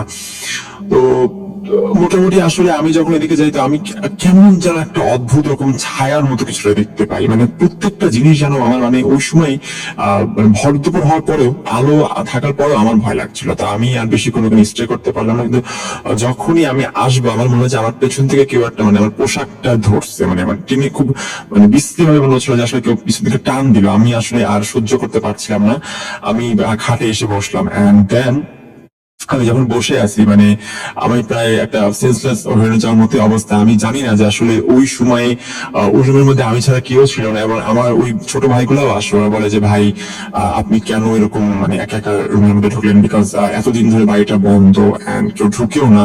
তো আমি পরে আসলে খুব অস্বাভাবিকভাবে অসুস্থ হয়ে যাই, মানে ঢাকায় যখন ব্যাক করে আমি কিছু নিতেও পাইনি, আমার জামা কাপড় যা প্রয়োজন ছিল আমি নিতেও পাইনি। এন্ড আমি আজও জানি না আসলে ওই সময় যখন আমি একটা ছায়ার মতো বা নকের যে সাউন্ডটা দেখলাম, যে কেউ একটা মানে ভিতর মনে হচ্ছে নক করতেছে, বা কি পিছন থেকে টান দিল, কোন ছায়াটা দেখলাম, বা কেনই বা এত অস্বস্তি লাগলো, আসলে এগুলোর উত্তর আমার কাছে আমি জানি না কখনো পাবো কিনা, বা এটা কোন রহস্য হলো, এটা আজও আমার কাছে আর কেউ জানা আছে ভাই। আপনাকে অনেক ধন্যবাদ, আপনি কষ্ট করে এসেছেন, এবং এই সময়টা আসলে সত্যি কথা বলতে যেটা, সেটা হচ্ছে যে প্রচন্ড ব্যস্ততার মধ্যেই সবাইকে কাটাতে হয়। ঈদের এই কয়েকটা দিন আমরা নানা কারণে ব্যস্ত থাকি। বিশেষ করে কোরবানি ঈদের সময়ের কথা যদি আমরা বলি তাহলে আসলে ব্যস্ততার কোনো সীমা থাকে না। তারপরে আপনি কষ্ট করে এসেছেন, আমাদের সঙ্গে সময় কাটালেন। আশা করছি আপনার ঘটনা সবার ভালো লেগেছে এবং আপনাকে অসংখ্য ধন্যবাদ আমাদের সাথে থাকার জন্য এবং সময় দেওয়ার জন্য। আপনি অনেক ভালো থাকবেন। তো এই ছিল আমাদের আজকের আয়োজন। আজকে যারা স্টুডিওতে আসলেন আপনাদেরও ঈদ সুন্দর হোক, যারা শুনছেন সবার ঈদ সুন্দর হোক। এবং ঈদ আমাদের জীবনে মানে কি বলবো, আমরা যদি হিসাব করে বলি আমাদের যে আয়ু রেখা, সেই জায়গাতে চিন্তা করতে গেলে আমরা আসলে কয়টাই বা ঈদ পাই, এবং সেই ঈদগুলো আসলে আমাদের আপনজনের সাথে কাটানো উচিত এবং পরিপূর্ণভাবে আনন্দে কাটানো উচিত। আর মানে এই সময় ঈদকে উপলক্ষ করেই এই যে আবারও গ্রামে ফেরা বা শহরে, মানে অনেকে তো আবার দেখা যায় যে ঢাকার একজন মানুষ তিনি হয়তো রংপুরে চাকরি করেন, সেখান থেকে ফিরবেন আবার ঢাকা, কিন্তু এই যে পুরনো অলিগলিতে ফিরে আসা বা পুরনো সেই জায়গায় ফিরে আসা, যে পদচিহ্ন আপনি অনেকদিন আগে রেখে এসেছেন সেইখানে ফিরে যাওয়া এবং সেই পাখির ডাক শোনা, সেই প্রকৃতির ঘ্রাণ নেওয়া, সেই প্রকৃতির সৌন্দর্য দেখা, এই সবকিছুর জন্য আসলে ঘরে ফিরতে হয়। এবং এই সবকিছুর জন্যই ঘরে ফিরি আমরা, কারণ ঘরে কেউ না কেউ আমাদের জন্য অপেক্ষা করে, আর সেই জন্যই ঘর ডাক পাঠায় এবং যখন আমরা সেখানে পৌঁছাই তখন সবকিছুই পরিপূর্ণতা পায়। আপনাদের ঈদ অনেক সুন্দর হোক, ঈদ অনেক আনন্দে কাটুক আপনজনের সান্নিধ্যে, সেই প্রার্থনা করি, সেই কামনা করি এবং সেই কামনা করে আজকের মতো আমরা বিদায় নিতে চাই। আপনারা সবাই ভালো থাকুন, সুস্থ থাকুন, মোস্ট ইম্পর্টেন্টলি ভূত.com এর সাথে থাকুন। এই দীর্ঘ এপিসোড ঈদের এই ব্যস্ততার মাঝখানে শোনার জন্য আপনাদের ধন্যবাদ। আর যারা যাত্রাপথে শুনলেন তাদের তো আসলে অনেক অনেক ভালো লেগেছে বলবো। অনেকে হয়তো এই শো শুনতে শুনতেই ঘুমিয়ে গেছেন, সুতরাং রাস্তায় যদি কোনো জ্যাম বা ট্রাফিক জ্যাম বা কোনো ব্যস্ত মানে কি বলবো যে মানে কোনো ধরনের কোনো বেশি সময় লেগে থাকে সেটা হয়তো আপনি টেরও পাবেন না। তো যাই হোক, যারা মিস করলেন তারা শুনে ফেলবেন। এবং আমরা খুব কষ্ট করি আসলে এদের এই এপিসোড গুলো আমরা তৈরি করি, সুতরাং আমাদের অ্যারেঞ্জ করতে অনেক ঝামেলা হয় এই সময়টা। আপনি বুঝতেই পারছেন যে সবারই তো জীবনের ব্যস্ততার মাঝখান থেকে সবাই সময় দেন, আমরা না হয় এটা করি, কিন্তু যারা স্টুডিওতে আসেন, যারা অংশগ্রহণ করেন, যারা ঘটনা লিখে পাঠান, তাদের অবদানটা আসলে কোনোভাবেই পূরণ করার মতন নয়। তো আপনাদের অসংখ্য ধন্যবাদ জানাচ্ছি। আপনাদের ঈদ যাত্রা শুভ হোক, আপনাদের ঈদ শুভ হোক, আপনাদের প্রত্যেকটা দিন ঈদের মতোই আনন্দময় হোক। আল্লাহ হাফিজ।